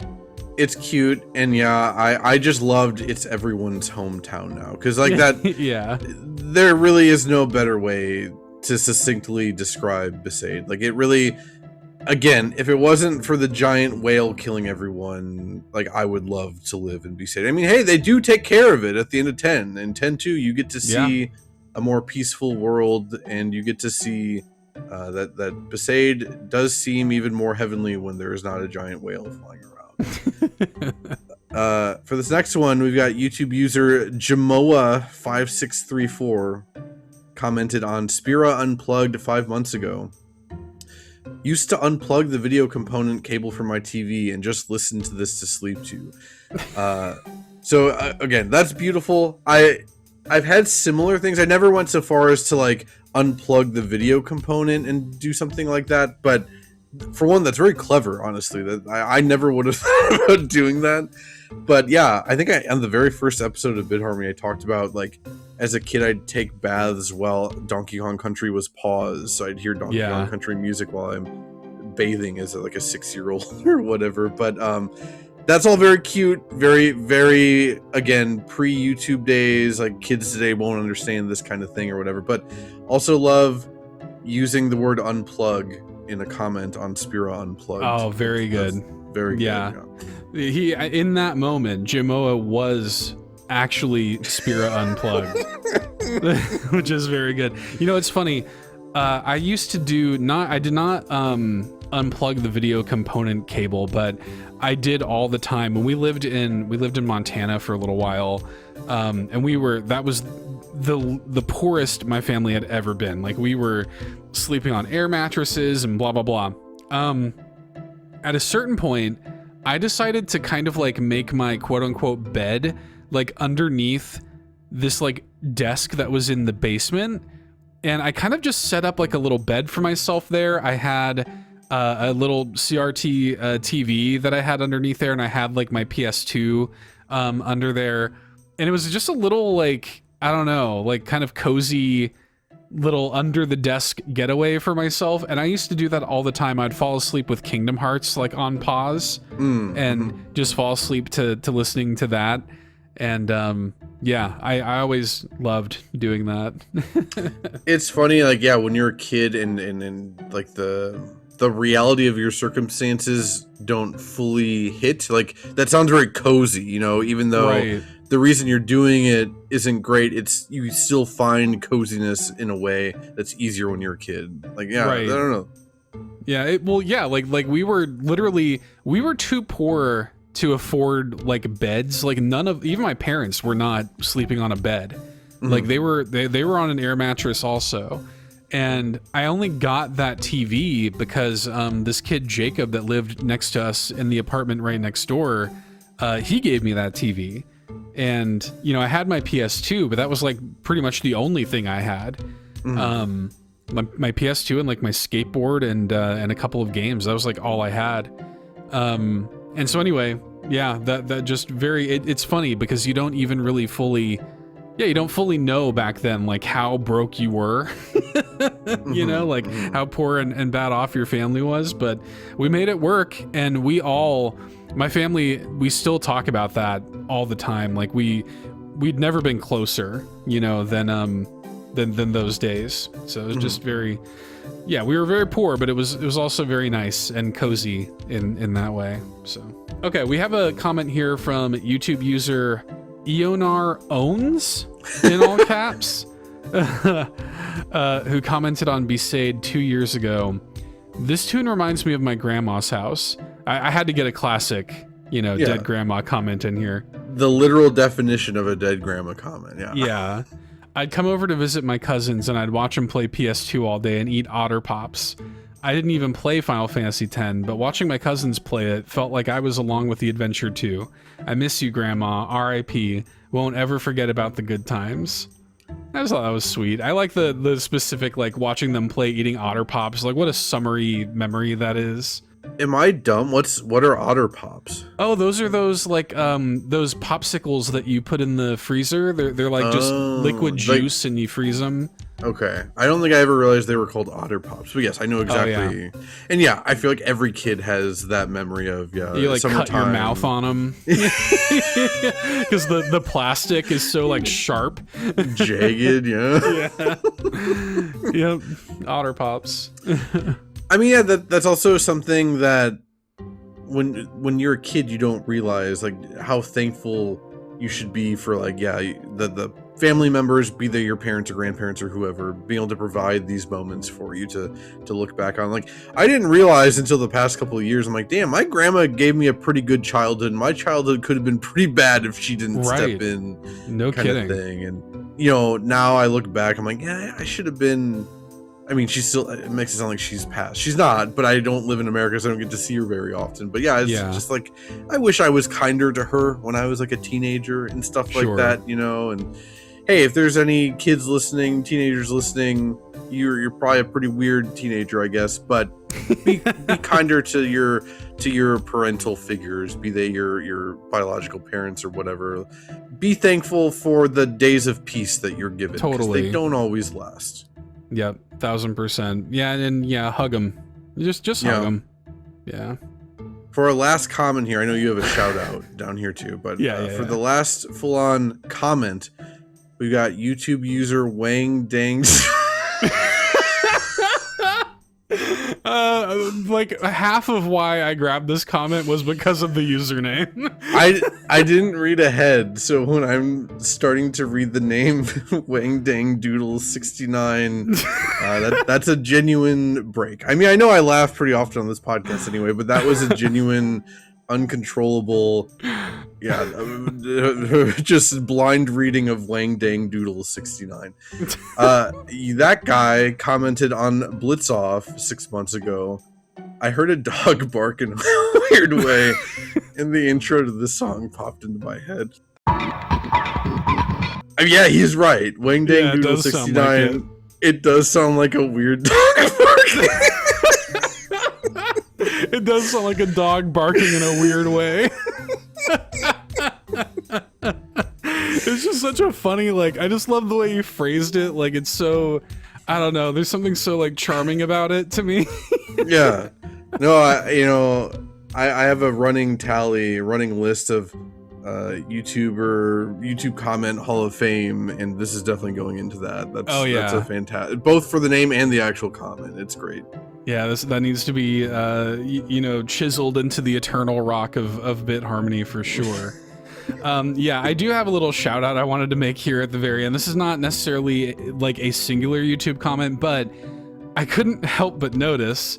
Shout out to YouTube user at Coco Crash 11, which I assume is a reference to Coco and Crash Bandicoot. Has to be, right? It doesn't make any sense otherwise. Yeah, who, as far as I can tell, commented on every single one of Square Enix Music Channel's official uploads of this soundtrack with a variation of awesome blank audio, like basically just copy pasting the title of the video and saying awesome, Titus theme audio video or whatever, He did that they did that with every single one of these uploads, and I just appreciate that commitment. Do you think, like, is there a strategy to this? Like, do they want someone to see these and just click on their channel at some point, or is it just like I've that level of I'm diseased with commenting on YouTube that I'm going to say thanks or awesome blank on every single one of these uploads, or are they that big of a Final Fantasy X fan that they just wanted to get it out there? I have to imagine that, like, it has to be for the bit. Like, it has to be like a humor thing to me. Like, I don't, because if it were that, like, I could see somebody leaving like a comment on all of these videos if they're like a diehard Final Fantasy X fan, but they're all just this. It's awesome. You would think there'd be a variation somewhere, right? Because I also saw these while grabbing comments too. So from what I saw, it was on every video I looked at. Yeah, right. Me too. And it was all of it just awesome. You know, copy paste the title of the video and then video. Like the comments are just all that. And I'm like, it just has to be like a funny thing. And maybe hoping that somebody notices and comments, like, I see you commenting this on all the videos. I don't know. Well, that's also the thing, is I'm always wondering who is this observant that's hanging out in the YouTube comments that's going to notice this besides you and I don't know if anyone else is. It's interesting, right? Because, like, I also would expect that kind of behavior more out of Wang Dang Doodle 69 as opposed to Coco Crash 11. But yeah, I don't know. It's interesting to try and imagine the scenarios in which this person exists and what they're doing here. I mean, all of this to say that Coco Crash 11, you have finally been given the acknowledgement and recognition that you have been looking for 6 months. So, hey, we upload the podcast to YouTube now, so there's a higher chance you might even hear it. It's a whole Final Fantasy X episode, man. Maybe it'll be there. It would be one of the highlights of my entire life if Coco Crash 11 commented on this video with awesome Final Fantasy X video. That's when I'll know that we've made it. It isn't being contacted about doing a Lumina's Arise episode or anything like that. It's when Coco Crash 11 hears this and actually does it. That's when I'll truly be one of the highlights of my entire career. Yeah. Well, that has been your YouTube comment oversharing corner for this episode.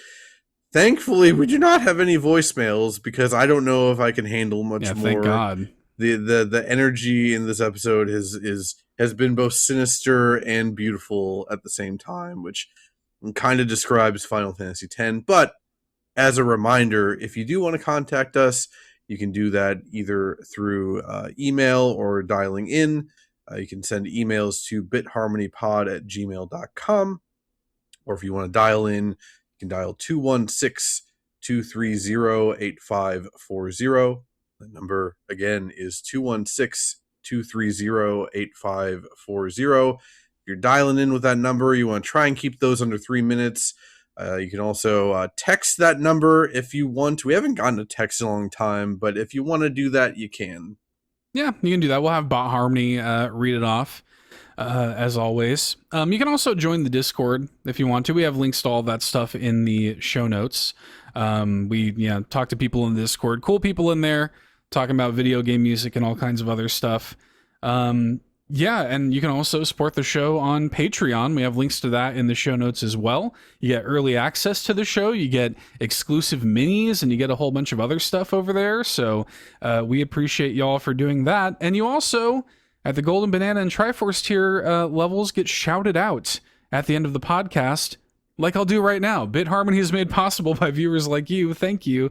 Thank you to our Triforce tier supporters, Adam Caparello, Bowza, Quagmire, Dan and Luma, Daniel Linahosa, SAZ, John Cummins, Josh Vaughn, Ligerwoods330, and Uncle Randy. And thank you to our Golden Banana tier supporters, Big Dogs Only, Bill Tucker, Foolish Fujii, Gamer Jason, Hopple, John32, Liam D, Old Drake, Phelan Ward, Rob Yapel, Shy Guy, thank you Shy Guy, Sean Ashton, and Stephen Keller. Hey, you can also get a 7-day free trial to the Golden Banana tier and join their ranks and see what all the fuss is about. And check it out for a week for free. We really appreciate y'all for the support. Check out Patreon. Thank you.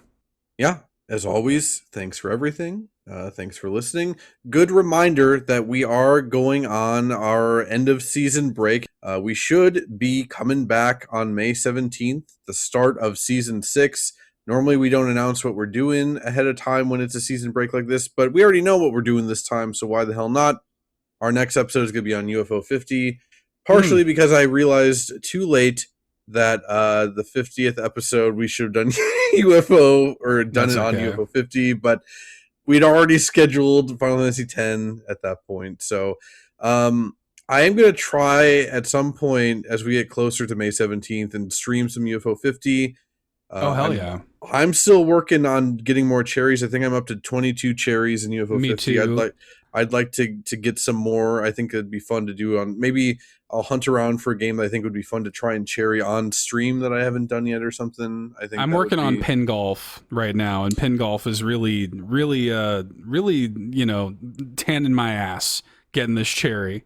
I've never even fired that game up. I've seen it. It's really good. I've seen it in the attract mode or whatever, but I've never fired it up myself. I like it a lot, but yeah, the cherry is super annoying because you have to you have to beat the game with like a 0. Like you cannot go over par on basically anything, or if you do, you have to come in like way under par so that your overall score is 0. Very difficult, but it's a great game though. Yeah. I'll have to add it to the list. Yeah, I still have not fired up like I think around like 18 something games. Same. In UFO 50. Like it's crazy. Well, whatever. We're not gonna do a UFO 50 episode We'll right now. talk about it. So again, yeah, we're going on our break. We should be back with UFO 50 on May 17th. With that said, all we've got left then are the haikus. Yes. I'll start this time around because I was telling you this morning I was having a real hard time coming up with what I wanted to do with the haiku for this episode. I thought about a couple of different directions. I thought, about like, because if I wanted to get like do a serious haiku, I would talk about the things this game means to me and my relationship with my father and blah blah blah. I didn't want to go that route. Then I was like, well, maybe I do something goofy. Maybe I do like a little love haiku for like Lulu or something like that, something dumb. But this is what I went with. So you'll kind of see the theme. Haiku evades me. Watching my blinking cursor must be sin's toxin.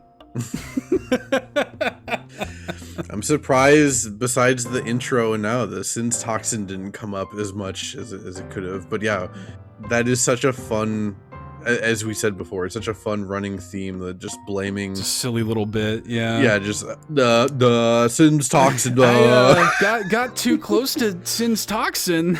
And my head's all fuzzy like. I love that. And it did kind of feel that way. I'm like, what if I just make a haiku about not knowing what I want to do with this haiku? No, I think that's fun. Yeah, we talked about it like throughout the morning. I also had no idea what I wanted to do my haiku on. So this is what I went with. Why do today what you can leave for tomorrow? Late Blitzball bloomer. And again, kind of cycling back to the fact that, yeah, didn't even give Blitzball a fair shot when I was a kid, and then it ended up being such a joy on revisit. Truly, I think it was the best part of revisiting Final Fantasy X on Vita and going for the platinum, was discovering just how fun turn-based underwater soccer could be, I guess. You know how in like a lot of modern games that have like online components, especially Nintendo games lately, they'll have like unlockable titles with like drop downs and stuff. Late Blitzball bloomer should be one of those. I should be able to put that on my passport in Animal Crossing or whatever. Or yeah, one of your licenses on Kirby Air Riders. Kirby, or something. yeah. I want Kirby Air Riders to do a Final Fantasy X themed event where I can have late Blitzball Bloomer. Oh, I want Kirby with like a stuffed Moogle sitting next to him on his star. Oh, that would be good. You could have one of those little like either that or like the stuffed Kate Siths that like Lulu can have. It could even be like a decoration, like one of those hanging little decorations like you can get. Yeah. Damn. Pretty cool. I was also curious, we're not going to linger too long on this, but like Final Fantasy 14 does like major crossover events with like every other mainline Final Fantasy. Like they kind of go down the list and okay, we're doing like a Final Fantasy 6 event and you're doing a raid with like Magitech armor and stuff. I couldn't find anything about Final Fantasy 10. I don't know if they haven't done anything with 10 in 14 yet or whatever, but honestly, that could get me to check out 14 again. I tried it once and I thought it was too dangerous for my well-being, so I just ducked out. But I would like to know what 10 content is in 14, honestly. Well, leave us a comment. You can do that on Spotify. Leave us a comment. Tell Matt why he should be jumping into Final Fantasy 14. Ruin his life in the comments. Yeah, please do. That said, then, your outro this episode is Movement in Green, composed by Nobuo Uematsu and arranged by Junya Nakano. Join us after our season break on May 17th for UFO 50. See you next time. Bye.